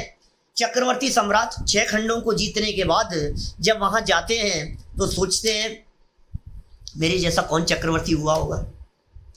मैं पहला चक्रवर्ती हूँ, 6 खंडों को जीता है मैंने, और मुझे वहां जाकर के अपना नाम लिखना चाहिए, अपनी प्रशस्ति लिखनी चाहिए, लोगों को पता लगे भविष्य में कि मैं कैसा हूँ। अब देखो आप जीतते चले जा रहे हैं और अपनी प्रशस्ति लिखने का भाव वहां आ गया है। जैसे ही वहां पहुंचते हैं चक्रवर्तियों के नामों से शिला भरी हुई पाते हैं। अब सोचो क्या हालत हुई होगी। अब ये अंतर्द्वंद चल रहा है, बार बार में इस अंतर्द्वंद को बहुत अच्छी रीति से उजागर किया है दादा ने कि वो चक्रवर्तियों से भरे हुए नामों को देखकर भरत जी के अंदर में द्वंद चलने लगता है। अंतर्द्वंद क्यों हो? मैं तो समझ रहा था कि मेरे जैसा कोई महान राजा हुआ नहीं होगा, और आज मैं देख रहा हूं कि चक्रवर्तियों के नामों से भरी हुई शिलाएं मेरे पहले अनगिनती चक्रवर्ती हो चुके हैं जिन्होंने इस वसुधा को जीता है। ये भोग किसी के नहीं है, ये भोग त्याग देने योग्य है। बाहर में त्यागने का परिणाम भी आ रहा है, और लेकिन अंदर में वो जो पुण्य है ना, जिसे निदत्ति और निकाचित कर्म प्रकृतियां कहते हैं, वो छोड़ने नहीं दे रही है। क्या करें? अंतर में द्वंद चल रहा है, लिखूं कि नहीं लिखूं, लेकिन नियोग है, उसे नाम भी लिखना पड़ेगा, उसे प्रशस्ति भी लिखनी पड़ेगी। अंदर में कैसी दुविधा चल रही है। शाही सम्यक दृष्टि जीव हैं, 6 खंडों को जीत रहे हैं। जगत के जीवों को ये अंतर्द्वंद की स्थिति समझ में नहीं आती है, ये दोहरा जीवन समझ में नहीं आता है। भरत जी घर में ही वैरागी, अंदर में वैरागी नजर आ रहे हैं, बाहर में भोग भोगते हुए नजर आ रहे हैं। 6 खंडों को जीतते समय 96,000 शादियां कर रहे हैं। 32,000 रानियां मलेच्छ खंडों से आई है, 32,000 रानियां विजयार्ध पर्वतों की श्रेणियों से है, 32,000 रानियां आर्य खंडों से है। इतनी शादियां करते जा रहे हैं और आप कह रहे हो कि वैरागी है। ये बात जगत के जीवों को समझ में नहीं आती है। दादा ने इस बात को भी बहुत अच्छी रीति से इस भरत के अंतर्द्वंद में स्पष्ट किया है कि शादियां करना प्रयोजन नहीं था, उन राजाओं को अपना बनाना प्रयोजन था। जिनकी बहन बेटियां ब्याह करके अपने यहाँ ले आए तो वे राजा भी निश्चिंत हो गए कि हमारे दामाद हैं, ये हमें दबा करके नहीं रखेंगे। आधीन नहीं बनाया, परतंत्र नहीं किया उन्होंने किसी को। तो ये जगत के जीवों को ये बात समझ में नहीं आती है। ये द्वंद्व जगत के जीवों में के चित्त में बना रहता है कि सम्यक दृष्टि जीवों का जीवन किस प्रकार का होता होगा। और सच में भरत जी के जीवन में अंतर और बाह्य देखो तो इसी प्रकार की स्थिति दिखाई देती है। अंदर में शुद्धोपयोग, अंदर में वैराग्य की धारा भी चल रही है, अंदर में अतीन्द्रिय आनंद का स्वाद भी ले रहे हैं, अंदर में तत्व ज्ञान की धारा निरंतर चलती है। सामायिक का चित्रण करते हैं, किस किस तरह की सामायिक करते हैं, ध्यान करते हैं, चिंतन करने लग जाते हैं, भक्ति करने के लिए चले जाते हैं। कैसा जीवन है उनका। खैर कोई बात नहीं, मन मान करके उन्होंने वहां प्रशस्ति लिखी, और जब लौट करके आए तो दिग्विजय यात्रा पूरी हो चुकी थी। ऐसा लगा कि यात्रा पूरी हो गई है। 6 खंड को जीत करके आने के पश्चात जब वे अयोध्या में आए तो चक्र रत्न ने प्रवेश नहीं किया, और उसके बाद दादा ने भरत बाहुबली के युद्ध के संदर्भ में जो चिंतन प्रस्तुत किया है, वो चिंतन भी अपने आप में इतना अलौकिक है कि मैं भाई भाई के लड़ने का इतिहास नहीं बनने दूंगा। मैं क्या चिंतन प्रस्तुत किया है। जैसे दादा की सभी कृतियों में हमारे को विलक्षण चित्रण दिखाई देता है, उसी तरह का चित्रण आपको भरत बाहुबली के युद्ध के संदर्भ में भी मिलेगा। मैं यहाँ वर्णन नहीं करना चाहता हूँ, मैं सिर्फ आइडिया देना चाह रहा हूँ। आप उस प्रकरण को पढ़ेंगे तो आप पाएंगे कि वास्तव में क्या है स्थिति। 6 खंड को जीत लिया, चक्रवर्ती बन गए और बीच बीच में छोटे छोटे से प्रसंग डाल दिए। दूसरे व्यक्ति के मन में से उठा दिया इस तरह का, ये कैसे चक्रवर्ती हो सकते हैं, ऐसे ऐसे कैसे भोग विलासिता के अंदर फंसे रहते हैं, उलझे रहते हैं, और जीतती तो सेना है। और फिर वो एक कटोरे वाली जो कथा आप लोगों ने सुनी होगी, उसको बहुत सुंदर पद्य के अंदर यहाँ प्रस्तुत कर दिया। भरत चक्रवर्ती के अंतरंग और उस अंतर्द्वंद को प्रस्तुत करने के लिए 3 उदाहरण देकर के दादा ने यहाँ बहुत सुंदर मार्मिक बात कही। गायों का बछड़ों के प्रति प्रेम दिखाई देता है। बोलो कैसा प्रेम है, वो चरने के लिए गई हुई है लेकिन प्रेम बछड़ों के प्रति बना हुआ है। पत्नी का पति के प्रति जो प्रेम बना हुआ दिखाई देता है, उसका बहुत सुंदर चित्रण किया। और पनिहारिन जो गांव में कुएं पर जाकर के पानी भरती हैं, ध्यान रहता है ऊपर और हंसी ठिठोली करती रहती है। माने ये जैसी जगत में दशाएं दिखाई देती है, सम्यक दृष्टि यानी जीव का जीवन इसी प्रकार का होता होगा। वे दिग्विजय में अकेला दिग्विजय ही करके नहीं आए हैं, बल्कि शासक होने का उन्होंने पूरा कर्तव्य निभाया है। नदियों पर उन्होंने बांध बनाए, नहरों पर जाल बिछा दिए, बाग बगीचे बनवा दिए, पूर्व से पश्चिम तक, उत्तर से दक्षिण तक कहीं लूट मार नहीं होगी, सारी व्यवस्थाएं बनवा दी, राहगीर की सुविधाएं, धर्मशालाएं, मंदिर बनवाए, पाठशालाएं खुलवा दी, अस्पताल बनवा दिए। राज्य की समृद्धि के लिए जो जो कार्य हो सकते थे, वे सारे कार्य भरत चक्रवर्ती के माध्यम से हुए। एक राजा के माध्यम से क्या क्या कार्य किए जाने चाहिए, वो सब कुछ बहुत अच्छे से दिखाई देता है। ये वे भरत हैं जिन भरत के नाम से हमारे देश का नाम भारत पड़ा है।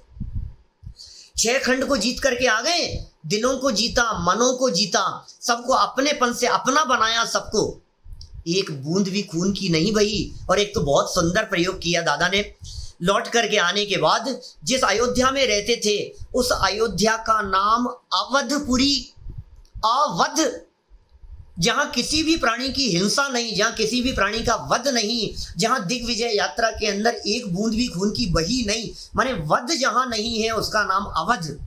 तो इस तरह से भरत चक्रवर्ती ने अयोध्या का अवधपुरी नाम सार्थक कर दिया।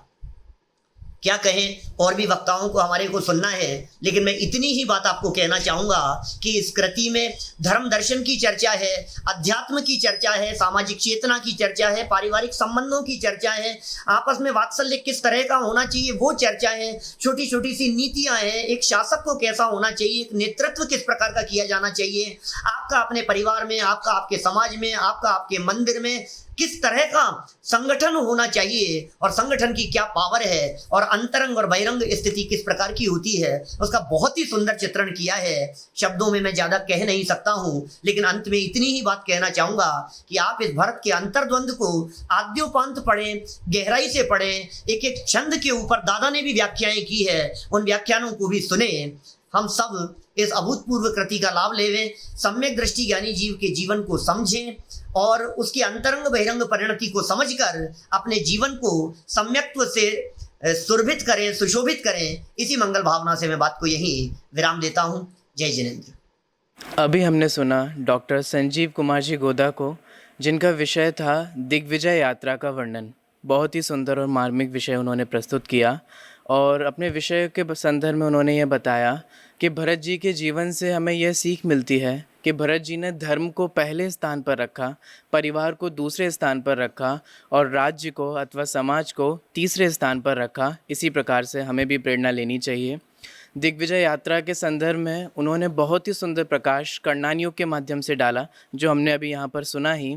इसके साथ साथ जो भरत के अंतर्द्वंद में जो विशेषताएं आईं दिग्विजय यात्रा के संदर्भ में, वह भी उन्होंने कही कि वहाँ दिग्विजय यात्रा के वक्त भरत जी ने राजाओं को अपना बनाया, उनके मन को जीता। साथ ही साथ उन्होंने दिग्विजय यात्रा का उद्देश्य भी बताया, जो वास्तव में 6 खंडों में बटे हुए भरत क्षेत्र को अखंड रूप से विकास करने के संदर्भ में था। इसी प्रकार से उन्होंने ये बताया कि भरत चक्रवर्ती दिग्विजय यात्रा के दौरान भी जब उनको तीव्र भगवान की भक्ति उमड़ती थी, तो वे आदिनाथ भगवान के दर्शन करने के लिए भी आए थे।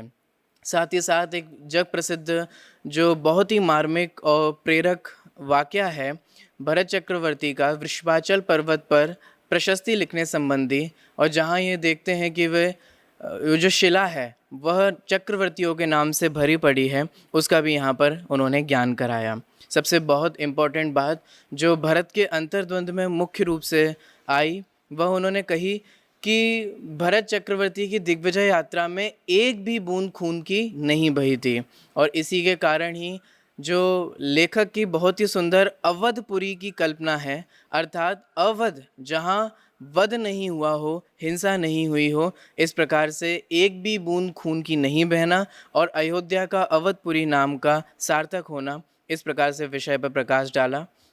अगले वक्ता के रूप में आ रहे हैं डॉक्टर राकेश कुमार जी नागपुर। आप श्री टोडरमल दिगंबर जैन सिद्धांत महाविद्यालय के प्रथम बैच के वक्ता हैं। आप बहुत ही अच्छे लेखक, बहुत ही अच्छे संपादक के रूप में भी उभरे हैं। इसके साथ ही साथ आपने बहुत ज़्यादा काल डॉक्टर भारेल अर्थात दादा के साथ भी व्यतीत किया है और उनसे बहुत कुछ सीखा है। इसके साथ ही साथ अभी वर्तमान में जो हम गोष्ठी का प्रचलन देखते हैं और उन गोष्ठियों का राष्ट्रीयकरण देखते हैं, उसमें भी बहुत महत्वपूर्ण योगदान आदरणीय डॉक्टर राकेश कुमार जी का भी रहा है। मैं उनसे निवेदन करूंगा कि वे आएँ और भरत चक्रवर्ती के संदर्भ में जो प्रचलित भ्रांतियां हैं, उन भ्रांतियों को बताते हुए उनका निराकरण करें। आदरणीय भाई साहब। जे स्वरूप समझा विना पाम्यो दुख अनंत, समझाव्यूं ते पद नमो श्री सद्गुरु भगवन। आदरणीय डॉक्टर साहब ने अभी उन्होंने नवीन एक रचना लिखी है जिसका नाम है भरत का अंतर्द्वंद। इसी पुस्तक को आधार बना करके ये हमारी संगोष्ठी का आयोजन अभी हो रहा है। इसमें मुझे जो विषय दिया गया है वो विषय है भरत के जीवन से संबंधित भ्रांतियाँ, शंकाएं और उनका निराकरण।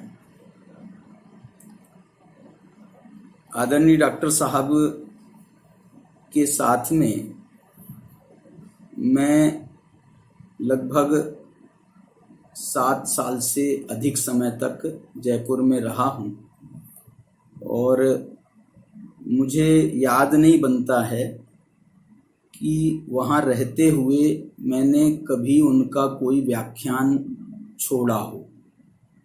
सभी व्याख्यानों में मैंने अपनी उपस्थिति ही दर्ज नहीं की है, बल्कि खूब लगन के साथ में, एकाग्रता के साथ में उनको सुना है। और ये कहना चाहता हूँ मैं जो बात कह रहा हूँ सन 1977 से 1984 तक की बात कह रहा हूँ। अक्सर प्रवचनों में चतुर्थ गुणस्थान वर्ती सम्यक दृष्टि की चर्चा आती थी, तो भरत चक्रवर्ती का नाम उनके मुख से भी हम हमेशा सुनते रहे और जब भी उनको सुना है तो चतुर्थ गुणस्थान की दशा का भरत चक्रवर्ती से सुंदर, बढ़िया और कोई दूसरा उदाहरण हो भी नहीं सकता है, क्योंकि भरत चक्रवर्ती अपने जन्म से क्षायिक सम्यक दृष्टि थे और जब तक उनको केवल ज्ञान हुआ अथवा दीक्षा ली तब तक वो चतुर्थ गुणस्थान में थे। दीक्षा लेने के बाद में उनको छठे सातवें गुणस्थान में भी ज़्यादा समय रहना नहीं पड़ा और अंतर मुहूर्त में ही उनको केवल ज्ञान की प्राप्ति हो गई। उसके बाद में केवल ज्ञान के साथ में जितना समय और संसार में रहे सो रहे। माने उनका जीवन जो है वो जन्म से ही भरत चक्रवर्ती का जीवन चतुर्थ गुणस्थान का एक सुंदरतम उदाहरण प्रस्तुत करता है और उस संबंध में जितनी भी जीवन में घटनाएं उनके जीवन में घटी उन सब से हम चतुर्थ गुणस्थान का स्वरूप बहुत अच्छे से समझ सकते हैं। आदरणीय डॉक्टर साहब ने अपनी किताब के अंतिम अध्याय में जो एक पंक्तियां लिखी हैं, मैं वो पंक्तियां कह करके अपनी बात कहना चाहता हूं। भरत चक्रवर्ती कैसे थे? वे आत्म के अनुभवी जन्म से जब तक घर में रहे, भरपूर अपरिमित भोगों के भी बीच अलिप्त रहे। सबके होकर नहीं किसी के वे अपने में रहे, अविरत सम्यक दृष्टि नाम के गुण थानक में रहे। ये 10वें अध्याय का 17वां छंद है। इसमें उनका समग्र जीवन का चित्रण, चरित्र इसमें परिलक्षित हो जाता है। सम्यक दृष्टि जीव घर में नहीं रहता है ऐसी बात नहीं है, घर में रहता है और दुनियादारी के सब काम भी करता नहीं है ऐसी बात भी नहीं है, पूरे काम करता है। भरत चक्रवर्ती के साथ में तो जो घटनाएं हैं, जो जीवन है उनका, चक्रवर्ती रहे, 60,000 वर्ष तक के युद्ध किया, 60,000 उनके पुत्र थे, 96,000 रानियां थी, 6 खंड की विभूति थी, माने क्या कमी थी, और पूरा जीवन उनका उसमें रहा। लेकिन हम उसके बाद भी ये कह सकते हैं कि उसके बाद भी वो अपने जीवन से कितने संतुष्ट रहे, नहीं रहे।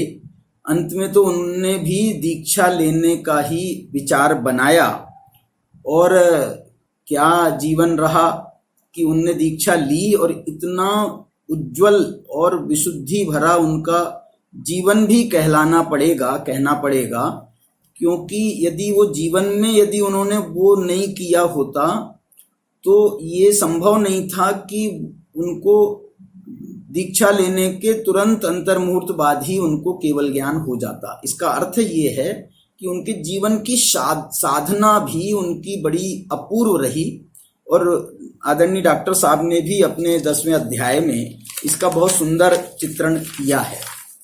मैं ये बताना चाहता हूँ 5-7-8 घटनाएं, 5-7-8 विशेष शंकाएं जो हैं वो उनके जीवन के संबंध में रहती हैं, जो हमारे चर्चाओं में रहती हैं। एक जैसे बात मैंने करी आपको कि वो 96,000 उनकी रानियां थी, सम्यक दृष्टि धर्मात्मा थे, इतनी शादियां करने की क्या जरूरत थी। डॉक्टर साहब ने उसका बहुत सुंदर जवाब दिया कि भाई उनने कोई अपनी वासना पूर्ति के लिए कहें या वैसे शादियां नहीं करी। जब वो युद्ध में गए तो वहां पर जिस राजा का राज जीता उसी के साथ में उनने अपनी पुत्री भी सौंप दी उनको। तो ऐसे करके उनकी ये रानियों की संख्या बढ़ती चली गई, 96,000 रानियां हो गई।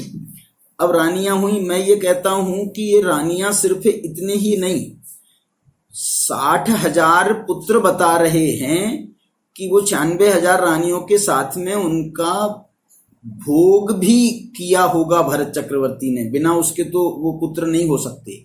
लेकिन चतुर्थ गुण स्थान की जो अविरत सम्यक दृष्टि की अवस्था है, इसमें जैसे आपको मालूम होगा गोमट सार में चतुर्थ गुण स्थान का वर्णन ये किया जाता है, लिखा है मूल में, नो इंद्रियेषु विरदो।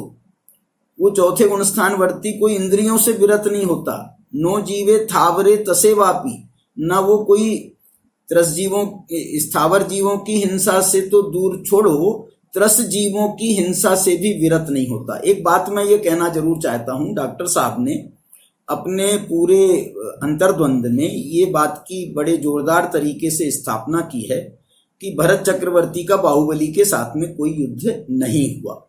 वो तो बड़े भाई थे परस्पर में, और उनका बड़ा, इसमें मैं एक आपके साथ में एक वो भी शेयर करना चाहता हूँ कि हमारे डॉक्टर साहब का उनके बड़े भाई के साथ में जो उनके संबंध रहे, कुछ बड़े दादा के जाने के बाद में उनका जो भाई भ्रातृ प्रेम भी था वो भी इस रचना में परिलक्षित हो रहा है।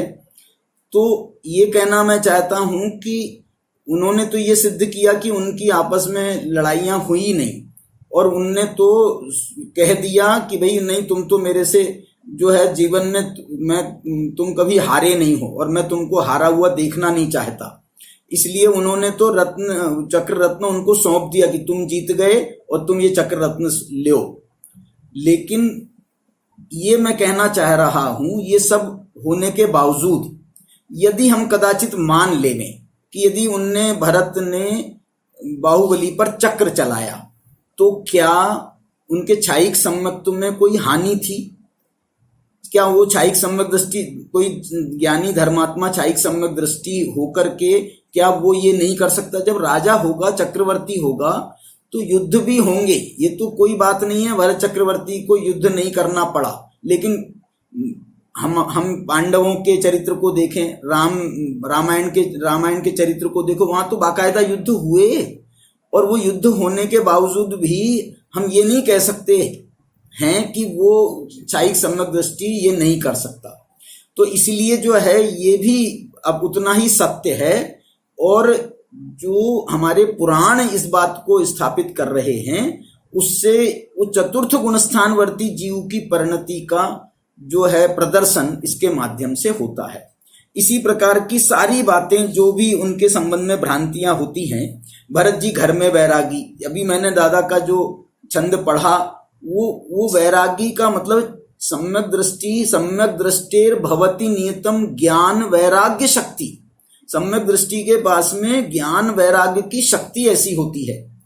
एक बहुत अच्छी बात निर्जरा अधिकार में कही है सम्यक दृष्टि के संबंध में कि वो प्रकरण तो उसके साथ में घटते हैं, घटनाएं तो उसके साथ में घटती हैं, लेकिन वो प्रकरणों में प्राकरणिक नहीं होता। माने वो जैसे दादा ने कहा ना, ये मैंने आपको अभी सुनाया था, सबके होकर नहीं किसी के वे अपने में रहे, अविरत सम्यक दृष्टि नाम के गुण थानक में रहे। माने ये ऐसा ही उसका चरित्र होता है, अंदर से उसकी श्रद्धा अपने स्वरूप के प्रति ही होती है, और बाहर से वो जो सम्यक दृष्टि होता है वो बाहर से भी उसका लोक व्यवहार बिल्कुल गलत नहीं होता है। उसी के साथ में जो दादा ने जो चरित्र प्रस्तुत किए हैं, इनको हम यदि आगम का आधार देखें तो सम्यक दृष्टि के अंदर में जो प्रशम, संवेग, अनुकंपा, आस्तिक्य, ऐसे जो भाव उसके चित्त में होते हैं, इन सब भावों का, उसके 8 अंगों का वास्तव में इसके माध्यम से एक चित्रण हुआ है। मैं इसी वक्तव्य के साथ में आदरणीय डॉक्टर साहब से एक प्रार्थना कर रहा हूं कि वे जो उन्होंने ये पद्य रचना की है, ये तो अपनी जगह बहुत सुंदर रचना हुई ही है, लेकिन यदि इसके साथ में वो यदि अभी उनका चित्त में ये चरित्र चल भी रहा है, यदि इसके साथ में वो भरत के इसी अंतर्द्वंद को गद्यात्मक उपन्यास शैली में यदि वो प्रस्तुत कर सकें, और ये जो है काम ऐसे भी किया जा सकता है कि वो इस पर व्याख्यान करें और अपने कुशाग्र बुद्धि शिष्यों के द्वारा उन व्याख्यानों को लिखवाएं, और उसका फिर एडिटिंग करके वो उसका उपन्यास का कर सकते हैं, और वो सक्षम हैं, समर्थ हैं, और आज भी वो बहुत अच्छे इससे में लगे हुए हैं। मेरी उनसे प्रार्थना है कि वे इस कार्य को अवश्य करें और ये मेरी प्रार्थना स्वीकार करें। जय जिनेंद्र। इस प्रकार अभी हमने डॉक्टर राकेश कुमार जी नागपुर को सुना, जिन्होंने ये बताया कि चौथे गुणस्थान का सबसे बेस्ट एग्जाम्पल जो हमें मिल सकता है वो भरत चक्रवर्ती है।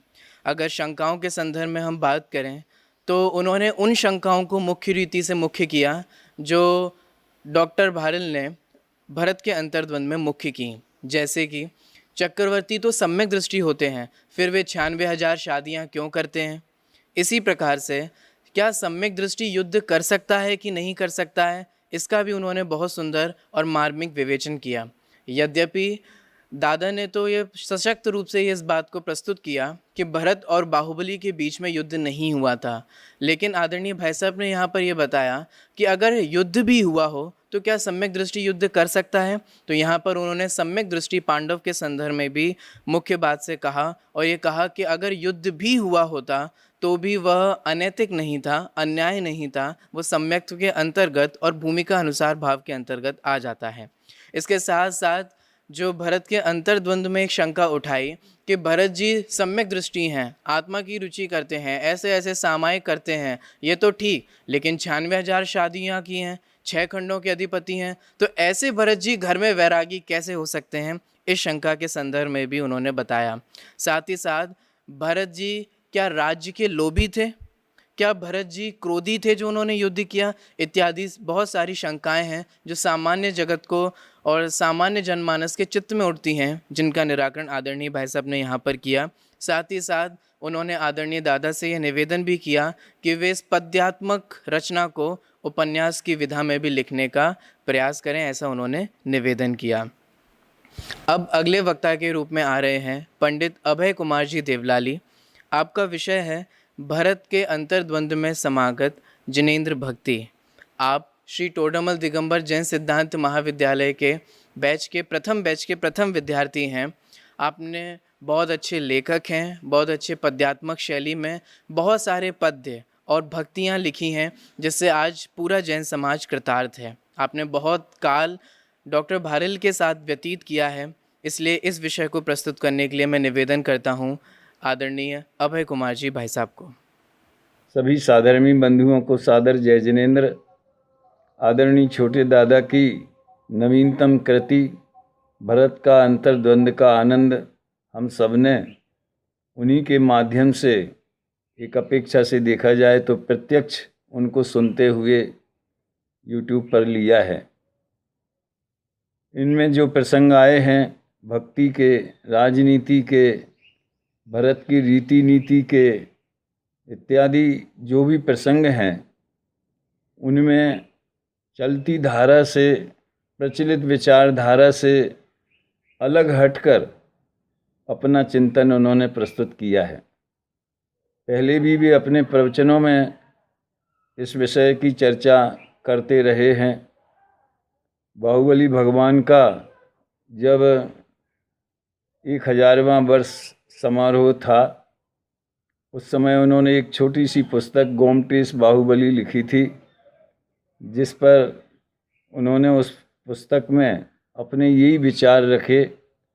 जैसे लोग कहते हैं कि भरत को क्रोध आया और उन्होंने चक्र चला दिया, उसे उन्होंने एक सकारात्मक रूप में प्रस्तुत किया। भरत जैसे महान व्यक्ति को राज्य का लोभी, चक्रवर्तित्व का लोभी, क्रोधी बताना उनके चित्त को बिल्कुल अनुकूल नहीं है। इसलिए उन्होंने असली विचार क्या होना चाहिए, इस विषय पर अपने चिंतन को इस पुस्तक में प्रस्तुत किया है। मैं जिनेंद्र भक्ति के संबंध में जो इसमें आनंददायक प्रसंग है, उसकी चर्चा करना चाहता हूँ। मुझे यही विषय पर बोलने का आदेश दिया गया है। और जिनेंद्र भक्ति के संबंध में, पूजा के संबंध में भी वर्षों से वे अपनी बात कहते रहे हैं। उन्होंने जो 4 पूजाएं वर्षों पहले लिखीं, उसमें भी उनका यही चिंतन झलकता है। आप देखिए कि भरत का अंतर्द्वंद में जब भरत जी भगवान का दर्शन करने के लिए जाते हैं, तो उस समय अरे कर जोड़ खड़े थे भरत, हृदय में उमड़े भाव अनंत, उन्हें लख ऐसा जग को लगा, आ गया उनके भव का अंत। दर्शन करने मात्र से ही वे इतने भाव विभोर हो गए कि मानो उनके भव का अंत आ गया हो। ये कोई आश्चर्य की बात नहीं है। ज्ञानी की भक्ति ऐसी ही होती है, भव का अंत करने के लिए ही होती है। हूबहू यही चिंतन आप देखिए भगवान महावीर की पूजन में भी उन्होंने प्रस्तुत किया है। भूतकाल प्रभु आपका वह मेरा वर्तमान, वर्तमान जो आपका वह भविष्य मम जान। भगवान की भक्ति का आधार आचार्य समंत भद्र की शैली में उन्होंने समूसरण आदि विभूतियों को या अष्टप्रातिहारियों को, अन्य बातों को बनाने के बजाय वीतरागता, सर्वज्ञता और हितोपदेशी पने को ही अपना आधार बनाया है। आप देखिए 22वें छंद में वो कहते हैं, आपने बतलाया जिन देव अरे जो जैन धर्म का मर्म, अरे 100 इंद्रों के बीच कहाँ है अया चीख जिन धर्म। भिखारीपना उनके चित्त को बिल्कुल भी पसंद नहीं है, होना भी नहीं चाहिए। वीतराग देव के सामने मांगने की बात कैसे संभव है। अरे जो होते ज्ञानी जीव जानते हैं वे वस्तु स्वरूप, नहीं होती भोगों की चाह जानते हैं वो अपना रूप।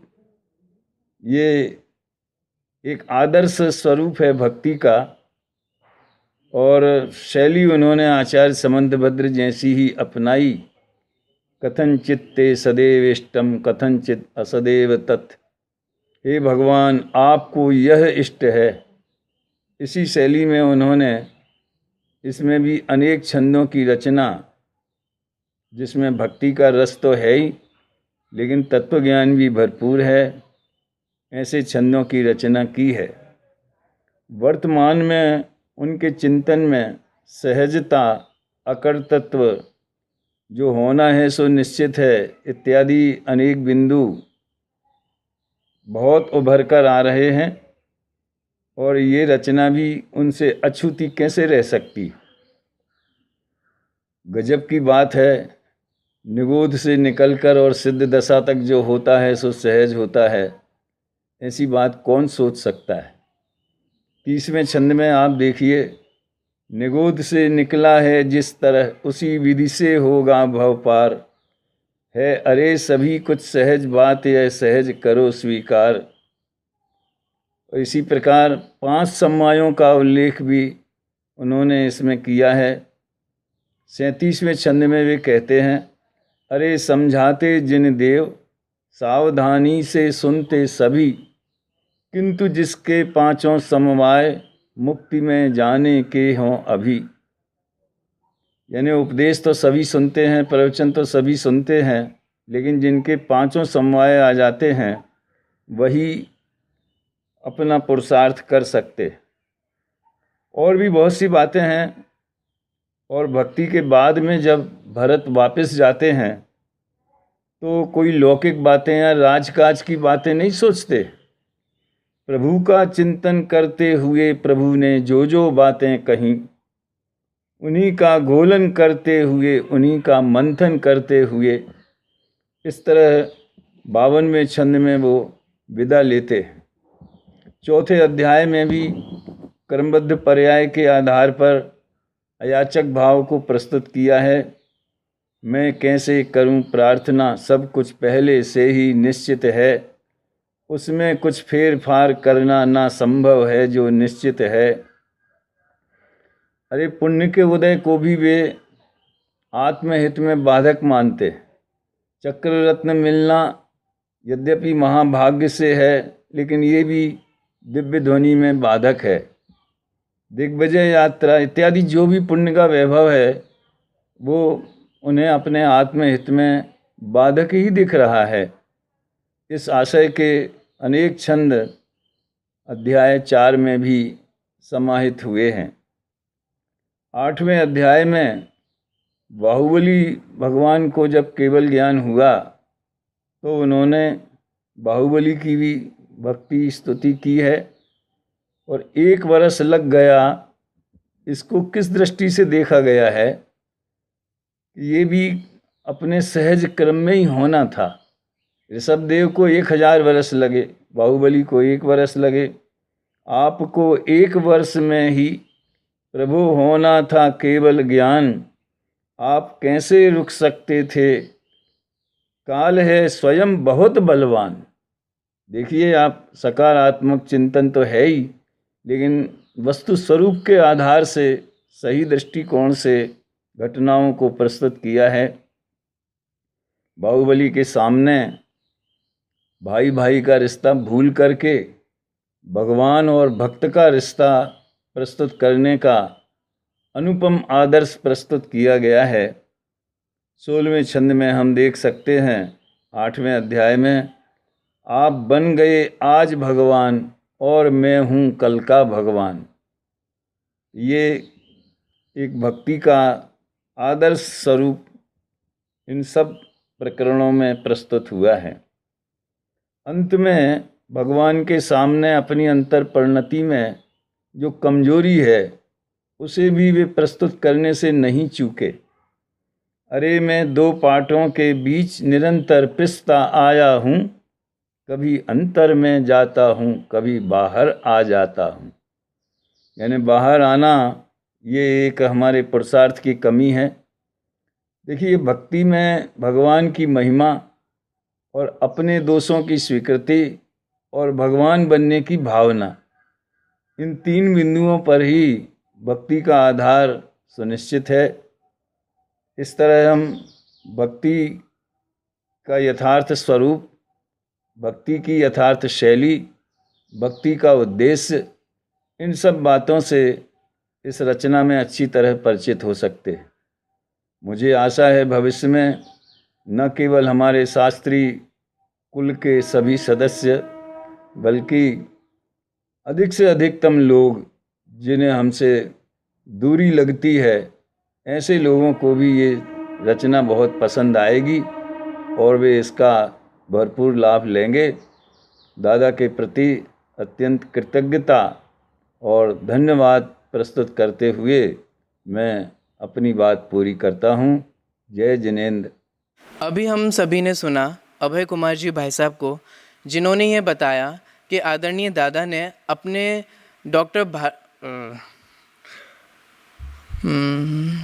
अभी हम सभी ने सुना अभय कुमार जी भाई साहब को, जिन्होंने अपने वक्तृत्व में ये बताया कि आदरणीय दादा ने समंतभद्र आचार्य की भक्ति की जो शैली है उसको फॉलो किया है। समंतभद्र आचार्य ने बहुत सारे स्तोत्र में, आप्तमीमांसा आदि स्तोत्रों में जिनेंद्र भगवान की भक्ति करते हुए ये कहा है कि हे भगवान, आपके मत में ये इष्ट नहीं है, अथवा आपने इस प्रकार से ऐसा कहा। उसी शैली को फॉलो करते हुए ही, चाहे वो आदिनाथ भगवान की स्तुति हो, चाहे वो बाहुबली भगवान की स्तुति हो, डॉक्टर भारिल ने उसी शैली को यहाँ पर फॉलो किया है।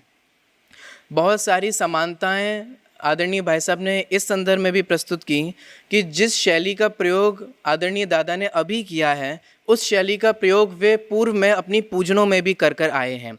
जिस प्रकार से एक पंक्ति भरत के अंतर्द्वंद में आती है, मानो उनके भव का अंत आ गया हो, इसी प्रकार का भाव स्वयं कवि ने अपनी पूर्व पूजनों में भूतकाल जो आपका वह मेरा वर्तमान, वर्तमान जो आपका वह भविष्य मम जान, इस प्रकार की पंक्तियों के माध्यम से भी कहा है।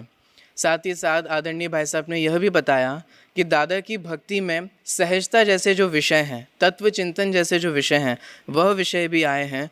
5 समवाय जैसे विषय भी आए हैं जो जिन धर्म के अलौकिक चिंतामणि रत्न के समान हैं।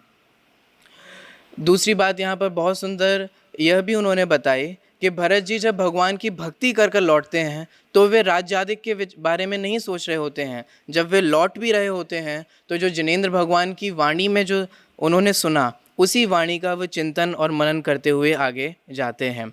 अंतिम विशेषता यहाँ हमें यह भी समझना चाहिए कि जब वे भरत जी आदिनाथ भगवान की स्तुति करते हैं तो वे एक पुत्र अपने पिता की स्तुति नहीं कर रहा है। इसी प्रकार जब भरत जी बाहुबली भगवान की स्तुति करते हैं तो हमें यह समझना चाहिए कि एक भाई अपने भाई की स्तुति नहीं कर रहा है, यहाँ एक भक्त अरहंत भगवान की स्तुति कर रहा है। इस प्रकार से बहुत ही सुंदर और मार्मिक विषय भी प्रस्तुत किया आदरणीय भाई साहब ने।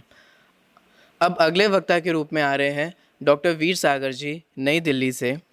आप श्री टोडरमल दिगंबर जैन सिद्धांत महाविद्यालय के दूसरे बैच के बहुत ही होनहार विद्यार्थी रहे हैं। आपने भी बहुत भारी काल आदरणीय दादा के साथ व्यतीत करके उनसे बहुत कुछ सीखा और समझा है। वर्तमान में आप जैन तत्व प्रचार के संदर्भ में बहुत ही सशक्त रूप से संलग्न हैं। आप एक प्रोफेसर हैं। इसके साथ ही साथ आप समय निकालकर देश और विदेश में बहुत ही संक्षिप्त और सरल शैली में लोगों को तत्व ज्ञान पिलाते हैं, उन्हें समझाते हैं। मैं आदरणीय भाई साहब से ये निवेदन करना चाहूँगा, वे आएँ और भारत के अंतर्द्वंद में समागत सामाजिक और राजनीतिक चेतना पर प्रकाश डालें। आदरणीय भाई साहब। आदिनाथ जिनवर वृषभ सेन मुनिराज, भरत बाहुबली वृषभ सुत वंदन बारंबार। मित्रों, आज समय बड़ा ही खराब सा चल रहा है, लेकिन ऐसे में एक बहुत बड़ी खुशखबरी मैं आपको देने जा रहा हूँ कि इस समय हिंदी जैन साहित्य के गगन में एक बहुत ही सुंदर नक्षत्र का उदय हुआ है। अथवा दूसरी उपमा से मैं कहूँ तो कह सकता हूँ कि हिंदी जैन साहित्य के उद्यान में एक नया सुंदर सहस्रदल कमल खिला है। उसका नाम है भरत का अंतर्द्वंद। भरत का अंतर्द्वंद नामक इस कृति के लेखक आदरणीय डॉक्टर हुकमचंद भारिल हैं। मुझे पूर्ण विश्वास है कि ये कृति हिंदी जैन साहित्य के इतिहास में अपना बहुत ही महत्वपूर्ण स्थान बनाएगी। इस कृति में धर्म दर्शन अध्यात्म ही नहीं है, बल्कि इसमें बहुत गहरी सामाजिक चेतना भी पाई जाती है। न केवल सामाजिक चेतना, एक बहुत उच्च कोटि की राजनीतिक चेतना के दर्शन भी हमें इस कृति में होते हैं। हिंदी जैन साहित्य की कृतियों में इतिहासकारों ने ये आरोप लगाया है कि उनमें सिर्फ धर्म दर्शन होता है, समाज और राष्ट्र का कुछ नहीं होता। मैं समझता हूँ, हालांकि उनका वो आरोप मैं स्वीकार नहीं करता, लेकिन फिर भी मैं उनसे कहना चाहता हूँ कि इस कृति को पढ़कर उन्हें निराश नहीं होना पड़ेगा, क्योंकि इस कृति में उन्हें बहुत गहरी सामाजिक एवं राजनीतिक चेतना प्राप्त होगी।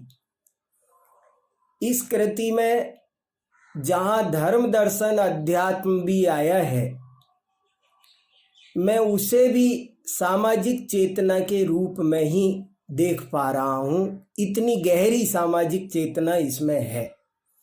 उदाहरण के तौर पर इस कृति में जहाँ पर कहीं तीर्थंकर की स्तुति भक्ति आती है, तो वो भी इसलिए आई है, इस रूप में आई है कि वर्तमान में समाज में उसका बड़ा ही विकृत रूप दिखाई देता है। उस विकृति के परिष्कार हेतु कवि ने उस भक्ति का इस काव्य में समावेश किया है। इस तरह जो भक्ति स्तुति धर्म दर्शन अध्यात्म की, ऐसे ही जो भरत के अंतर्द्वंद की बात आई है, इसे भी मैं एक सामाजिक चेतना ही देखता हूँ। समाज में व्यक्ति और समाज के बीच में हर ज्ञानी के मन में, हर समझदार व्यक्ति के मन में एक अंतर्द्वंद चलता ही रहता है, और वो ये सोचता रहता है कि मैं अपने लिए हूँ या दुनिया के लिए, और वो इनमें से समाधान निकालता है, अपना काम करता है। अज्ञानी उसमें उलझता है, समझदार उसमें से पार निकलता है। तो मुझे वो अंतर्द्वंद का जो चित्रण है वो भी कवि की सामाजिक चेतना ही दिखाई देती है, यद्यपि उसमें बहुत गहरा अध्यात्म भी छुपा हुआ है। देखिए मित्रों, सामाजिक चेतना का जो सबसे गहरा बिंदु इस कृति में चित्रित हुआ है, वो है दो भाइयों का अनूठा वात्सल्य। ये प्रेम कथा है मित्रों। आपने ऐसी प्रेम कथाएं तो साहित्य में बहुत पढ़ी हैं, जो नायक नायिका की या प्रेमी प्रेमिका की होती हैं, लेकिन ये दो भाइयों की प्रेम कथा है और बड़ी ही सुंदर प्रेम कथा है। अरे इतिहास में छोटी छोटी बात के लिए आपको संघर्ष करने वाले दिखाई दे जाएंगे, लेकिन ये दो भाई भरत और बाहुबली, ये 6 खंड का राज्य भी छोड़ने तैयार है, सब कुछ छोड़ने तैयार हैं। उन्हें सिर्फ अपना भाई चाहिए। राज्य तू ले ले, राज्य तू ले ले, लेकिन मुझे तुम्हारा प्यार चाहिए। भाई का प्यार पाने के लिए, वे इतना बड़ा त्याग करने के लिए, वो पूरा प्रकरण पढ़ने ही लायक है। वास्तव में नेत्र सजल हो जाएंगे। ऐसा सुंदर भाई का अगाध वात्सल्य पढ़कर बहुत शिक्षा मिलती है और बहुत सुखद अनुभूति होती है। यदि समाज उसे समझेगा तो घर घर में राम राज्य बन जाएगा, ऐसा मुझे पूर्ण विश्वास है। इसी तरह इस कृति की राजनीतिक चेतना भी बहुत अधिक महत्वपूर्ण है। इस कृति में भरत दिग्विजय के लिए निकलते हैं, 6 खंड को जीत कर आते हैं और चक्रवर्ती बनते हैं, इसका चित्रण है। लेकिन वो चित्रण इतना प्यारा है, इतना प्यारा है, बार बार ये बात आती है। भरत स्वयं अपने मुख से कहते हैं कि मुझे चक्रवर्ती बनना मेरा उद्देश्य नहीं है, किसी को जीतना मेरा उद्देश्य नहीं है, किसी को पराधीन बनाना, अपने अधीन करना, ये मेरा उद्देश्य नहीं है। मैं तो सबको खुशहाल करना चाहता हूँ, मैं तो सबका विकास चाहता हूँ। मैं चाहता हूँ कि ये भारतवर्ष जो छोटे छोटे टुकड़ों में बटा हुआ है, सुविधाएं सब तक नहीं पहुँच रही है, सबका विकास नहीं हो रहा है, वे सब एक हो जाएं, अखंड हो जाएं तो कितना अच्छा हो, सब लोग उन्नति करें। इस तरह भरत चक्रवर्ती ने एक बूंद भी कहीं खून की नहीं बहाई, कहीं पर भी किसी से भी जरा सी भी टक्कर नहीं हुई, मतभेद नहीं हुआ, लड़ाई नहीं हुई, और प्रेम और अपनेपन से उन्होंने सबको अपना बना लिया। इसमें एक शब्द आता है बार बार, अपनापन। ये अपनापन ही वो जादू है, ये अपनापन ही वो महामंत्र है जिसके कारण कोई राजा एक आदर्श राजा बनता है, एक चक्रवर्ती बनता है। प्रजा को प्रेम करना, प्रजा को अपना समझना, ये आदर्श राजनीति है। राजनीति के 4 मंत्र कहे गए हैं, साम दाम दंड भेद। लेकिन भरत ने कभी भी दंड और भेद नाम की नीतियों का प्रयोग ही नहीं किया, करना ही नहीं पड़ा। केवल साम और दाम से ही सारा काम अपने आप स्वयमेव होता चला गया। सभी राजा प्रेम पूर्वक आते थे, गले मिलते थे और एक बहुत बड़ी चेन बन गई और देश में जगह जगह विकास बहुत होने लगा। जगह जगह बड़े बड़े राजमार्ग तैयार हो गए, बांध बन गए। एकता की जो शक्ति थी, जैसे कोई छोटी छोटी चीज़ें, जैसे कोई एक रस्सी का टुकड़ा, एक तंतु का टुकड़ा जैसे शक्तिशाली नहीं होता, लेकिन रस्सी बन जाए तो पावरफुल हो जाता है। संगठन की शक्ति समझाना भी इसका उद्देश्य है। संगठन से बहुत बड़ा विकास होता है। इसमें एक और बहुत अच्छी पंक्ति आती है कि जिस तरह माँ बाप नहीं बांटे जाते हैं, उस तरह याद रखना कभी राज्य नहीं बांटा जाता है। जो कुछ बांटा जाता है वो तो काम बांटा जाता है। हम काम के लिए अलग अलग बंटवारे करते हैं, मंत्री बनाते हैं, आदि आदि करते हैं, लेकिन राज्य सबका होता है। ये प्रजातंत्र का तो बहुत बड़ा मूल मंत्र है। वैशाली में राजा सिद्धार्थ राज्य करते थे, तो वहाँ के वर्णन में लिखा है कि वहाँ के 7,707 सांसद सब ऐसा समझते थे, अहम राजा इति मन्यन्ते, सब अपने आप को राजा मानते थे। तो इस तरह सबको अपनेपन से गले लगा करके इस देश का विकास हो सकता है, ऐसी राजनीतिक चेतना भी इस कृति में बहुत सुंदरता से चित्रित हुई है। भरत का अंतर्द्वंद कृति वास्तव में गहराई से पढ़ने योग्य है, समझने योग्य है। इसमें जितना भी धर्म, दर्शन, अध्यात्म, समाज चित्रण और राजनीति का चित्रण हुआ है, वो एक उच्च जीवन मूल्यों को स्थापित करता है। हम सब इसको पढ़ें, समझें। मैं इसी मंगल कामना के साथ अपनी वाणी को विराम देता हूँ। धन्यवाद।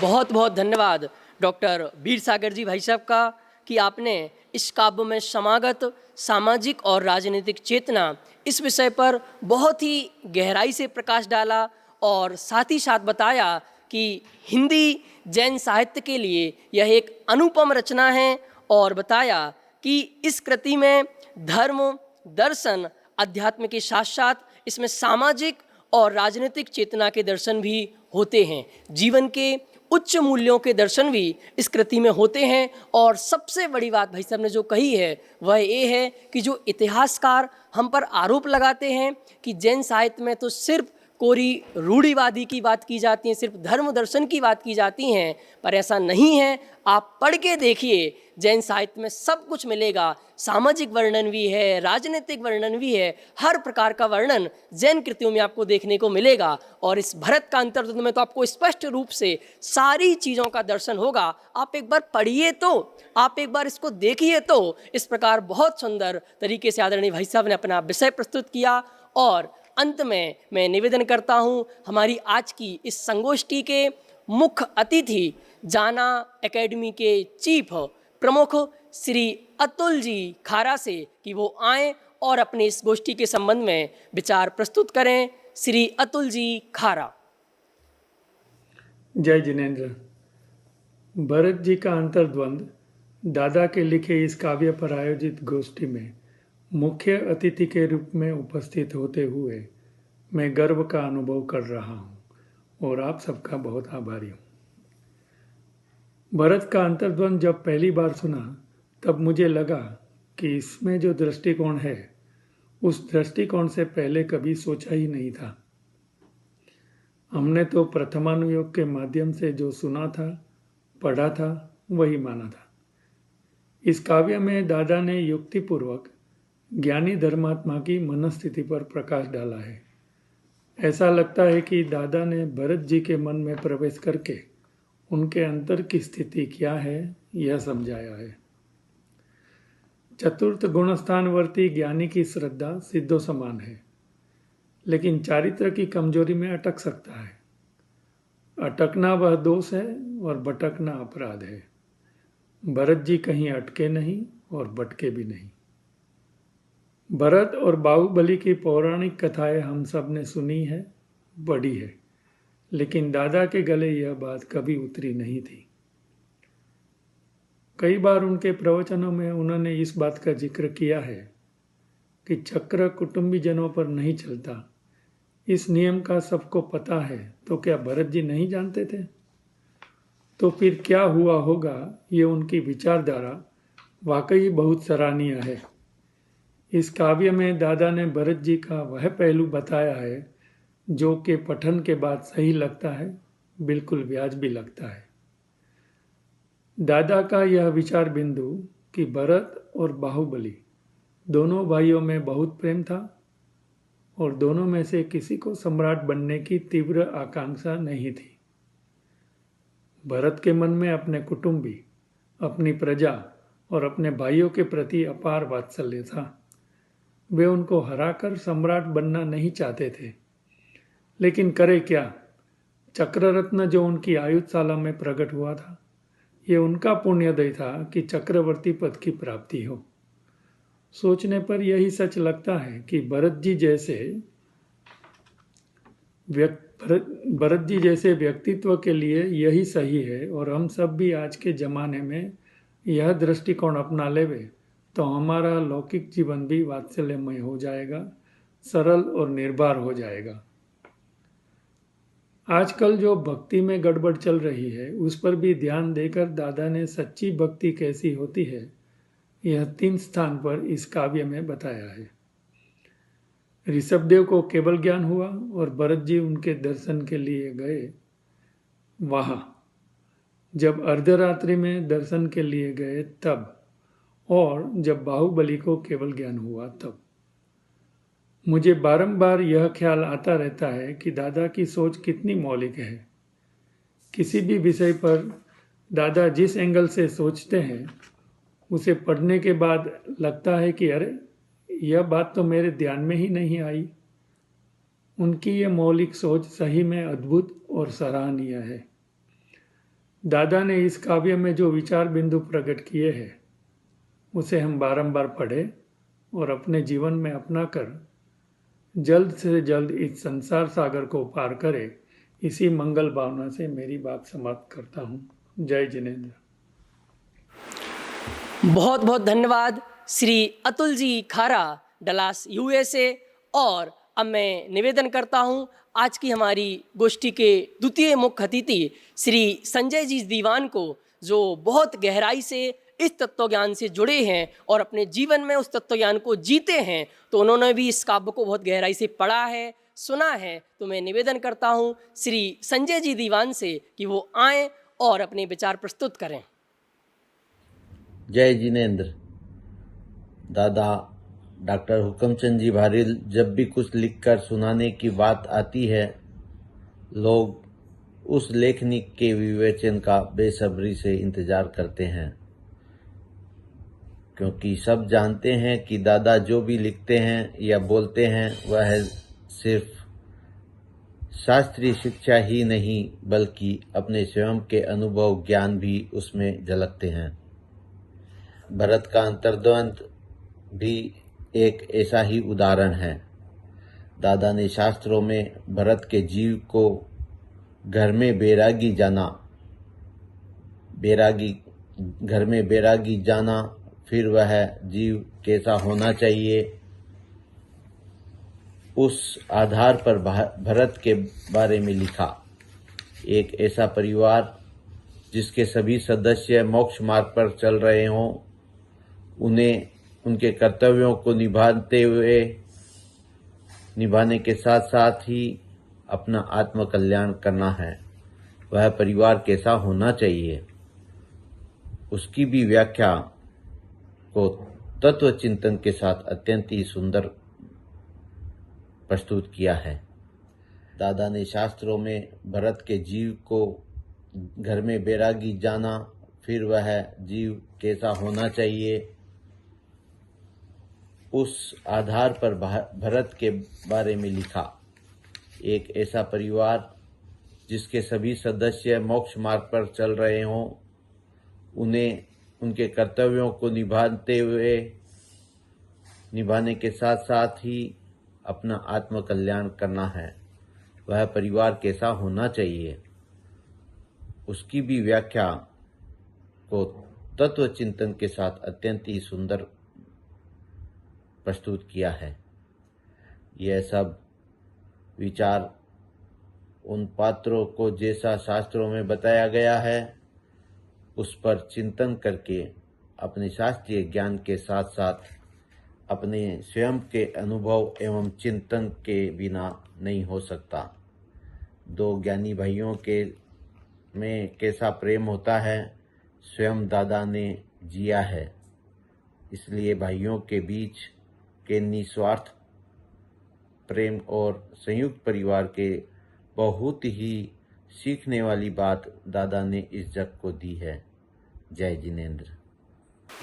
बहुत बहुत धन्यवाद श्री संजय जी दीवान साहब का, जिन्होंने बहुत ही सुंदर तरीके से इस बात को जो उन्होंने समझा उसको प्रस्तुत किया। और आज इस गोष्ठी का समापन यहीं पर हो रहा है।